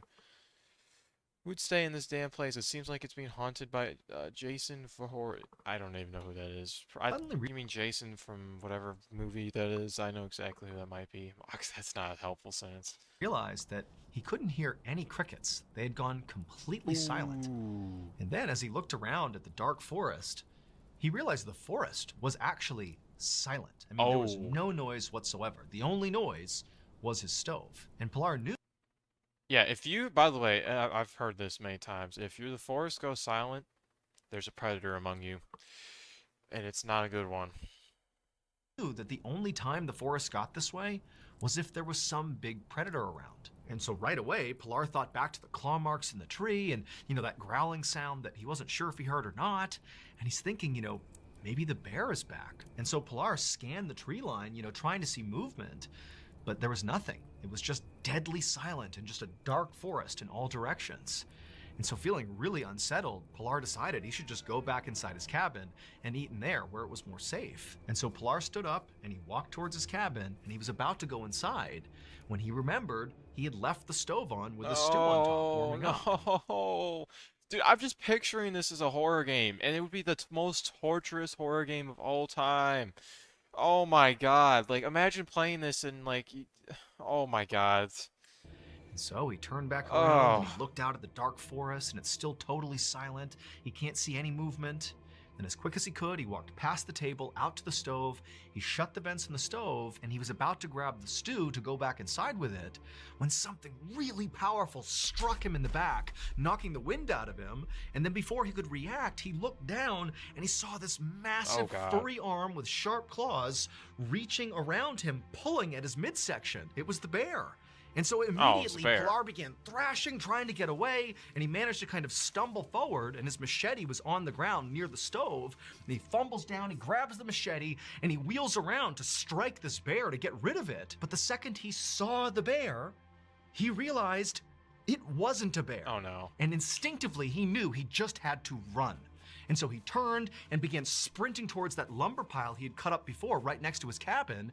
And as he was scrambling up this pile, he could hear the sound of this thing running towards him. And then he felt another explosion on the side of his head. And even though he now has been wounded, probably gravely, it was like all adrenaline. And he kept going up the lumber pile and he clambered onto the roof of his cabin. Then he turned around, getting ready to fight as best as he could, whatever this thing was. But when he looked out, this thing was just gone. Oh my God, no. Absolutely not. Oh God, this is just getting worse. It was deadly silent again and there was nothing out there. And so as he's sitting there kind of looking around, waiting for this thing to pop back up again, he reached up and he felt the side of his head and his ear was missing.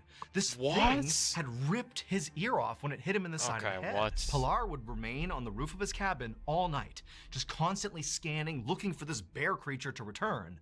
But it didn't. The forest just remained totally silent and nothing happened all night. And then finally in the morning when the sun began to come up, the forest kind of went back to normal, and at that point, Pilar is kind of delirious from blood loss and the impact to his head, and he knew he just had to get out of here and go get help. Where is he supposed to go? He has no car. And you're the recipe for disaster. This is why I would never want to live in rural areas where it's like very rural. Where it's like there's literally nothing near you. Because what am I supposed to do in this situation? Well, what is he supposed to do? He has no car. Does he know where to go, where to walk? How is he gonna walk when he's injured? Like, what is he gonna do? And so he climbed off the roof and then he ran about a mile to the nearest building, which was this woodworking shop. And when he got there, there were a couple of people there. And when they saw the state Pilar was in, they didn't need to be told that he needed to go to the hospital. They just instinctively put him in the car and drove him there. After Pilar was stabilized and his wound was treated and he was sort of in recovery at the hospital, The police showed up to interview him to see what happened, and Pilar would tell them the story about how, the day before he had seen those claw marks in the tree, and then he had heard that loud growling sound behind him, or so he thought. And then that night, this bear had attacked him at his cabin, and he said at some point he had broken away and grabbed the machete, and he turned to defend himself, and he got a good look at this bear. And it was at least 6 feet tall, it was covered in black hair, had sharp claws. I mean, it was every bit a bear, except its face. It wasn't a bear's face. Oh no. It was a human face. Now, okay, that's just okay. That is disturbing. That's disturbing. It's a hoax? Explain to me how it's a hoax. Now I get the part about describing maybe he's off by something. But you can't say it's a full hoax, because how the hell do you lose your ear and like have a bunch of blood loss? I don't know. But it's potential that he could have just fell or something off a tree. I don't know. Why would you ever climb a tree? And how would you lose your ear? Like realistically, how would you lose your ear accidentally? That's the problem. If it was like, oh, he got punctured himself somehow in his gut somehow accidentally, you try to make an excuse, that makes sense. But when you lose your ear, it's like you can't make an excuse for that. Well, no, not that. I'm trying to say you can't, like, there's no realistic way to accidentally lose your ear is what I'm trying to say. It's funny that people watch this stuff. I think it's entertaining. That's the thing. It's entertaining. At this point, as Pilar was telling his story, one of the police officers was taking notes. Everything Pilar said, he was writing it down. But when Pilar began talking about the bear with the human face, the officer just stopped taking notes, and the officer said, that can't be true. There aren't any bears with human faces. But Pilar, he's like a rugged lumberjack who lives in the forest by himself, and he's telling these officers, I know how crazy this sounds. I know it's not realistic, but I'm telling you what I saw is this bear with a human face. That's what I saw. But the officer just 100% did not believe him. And ultimately, this went down as simply a bear attack, and that was it. The case was closed. However, despite what the police said, since the why you attack cut on to Pilar, this? there have been at least 30 people who have come forward to say they either saw firsthand or were attacked by this bear-like creature with a human face in that forest in Argentina. 30 people. Why use this photo? Sightings are so common that locals even came up with a name for this creature. They call it the Ucumar. Okay, I'm researching this.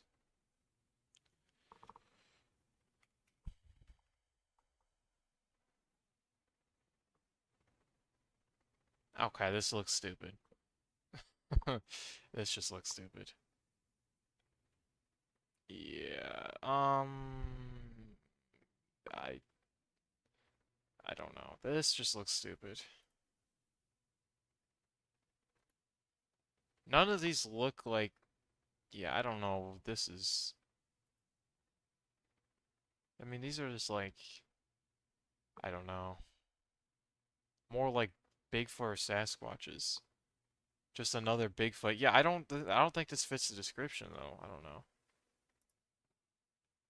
Bear man. Like, how are these bear men? Like, what is this? This is the wiki? Like, this is like not a bear at all. This is literally just a monkey or a gorilla or some sort that is exaggerated. Yeah, I don't know. Never mind. I don't forget that I looked this up. That's dumb. And to this day, nobody has any idea who or what it is.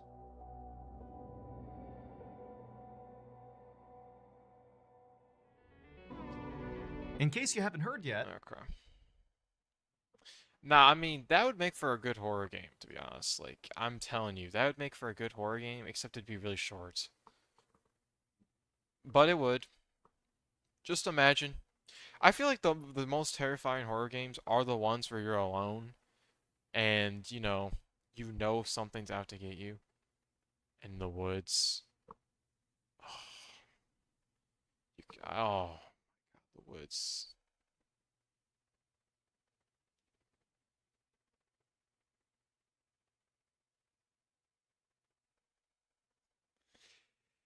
Wow. I don't know what to say. I mean, that's crazy.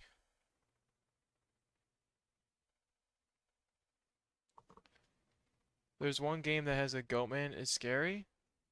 Oh, I think I know what game that is, by the way. I thought it'd be a polar Bigfoot since his name is.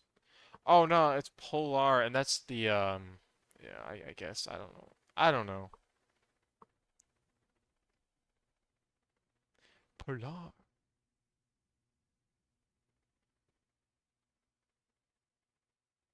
Do Jakob, the big head scientist. What is that? Alright, hold on. Let me open another tab. Copy and paste that. I need to investigate. Um,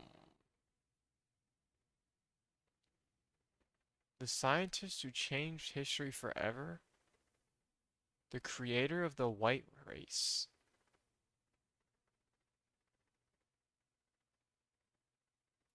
Okay, I guess we'll. Hello, everybody. Today we are talking about Yaqub, the evil black scientist who, according to the Nation of Islam, single-handedly created the white race and ruined everything for the rest of us.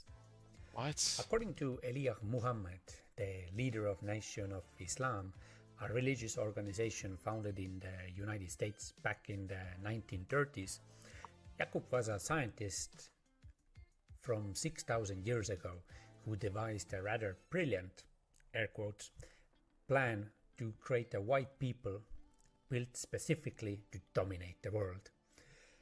Born on the Why is his legendary head shaped island like of that? Patmos. Why can't I pause it? Why? What is this? This is ridiculous. I don't know. Okay, what is happening with this? Why is that there? What? Why everything?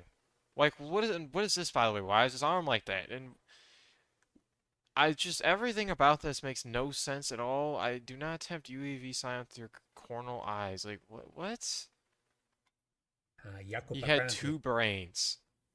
Oh, so that's why he has the veins, because his brains are so large it's pressing out of his skin, basically. Okay. had a That's head realistic. so large it was filled with all the best bad ideas.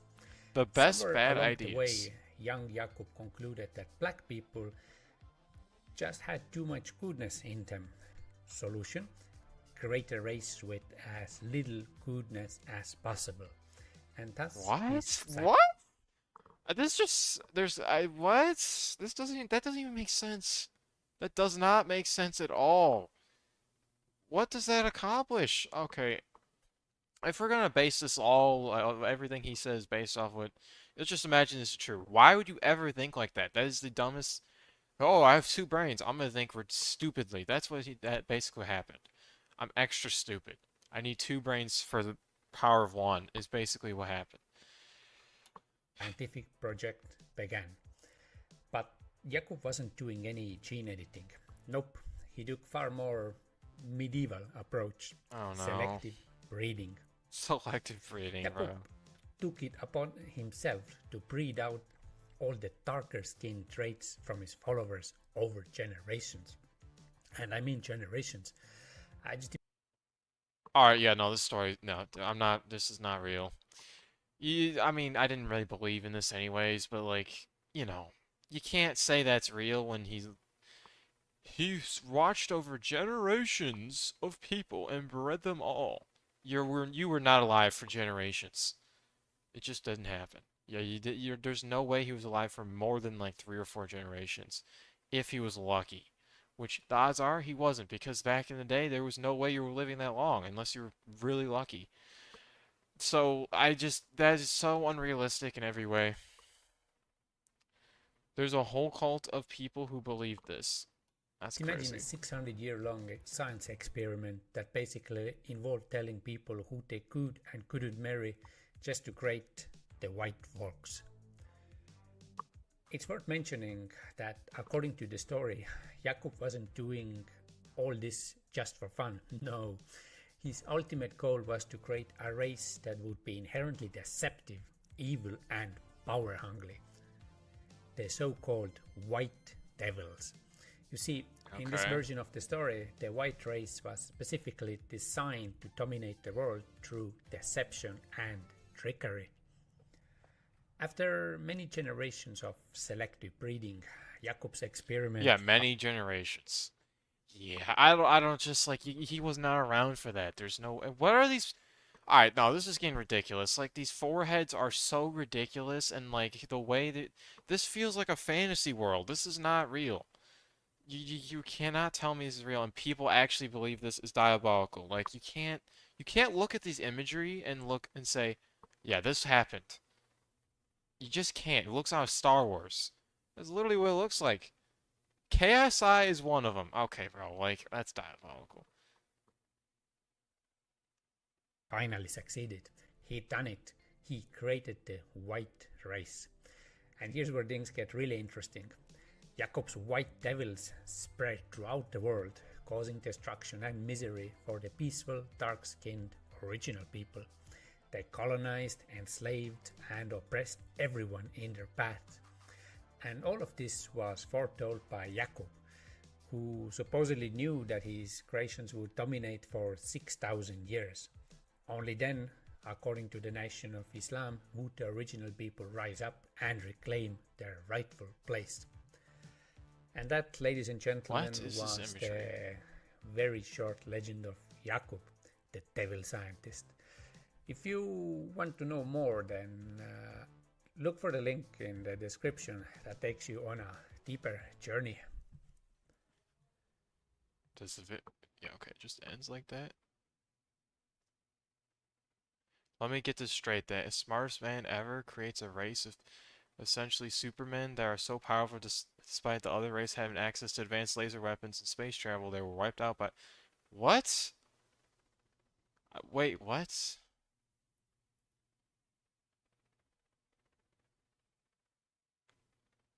I'm so confused. Where did he get that all from? I don't know.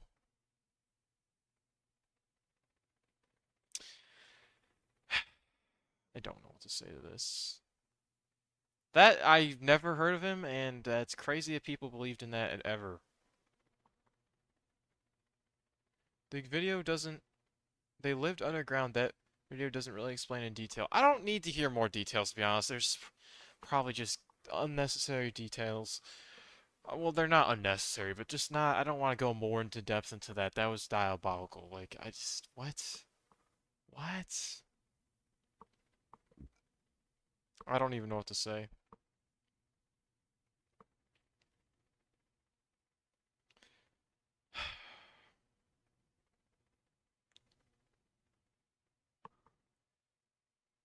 Have you heard about Heaven Gates cult? Yes, I know about that, yeah.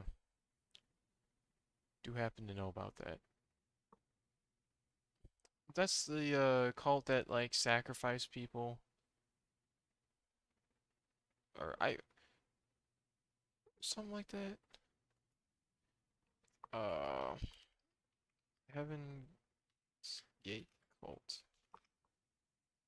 Oh yeah, it was okay, it was the UFO one. Yeah, I thought that was okay, yeah, it's the one where they all got in a wait, so wait, no, I don't actually remember this then. Wait.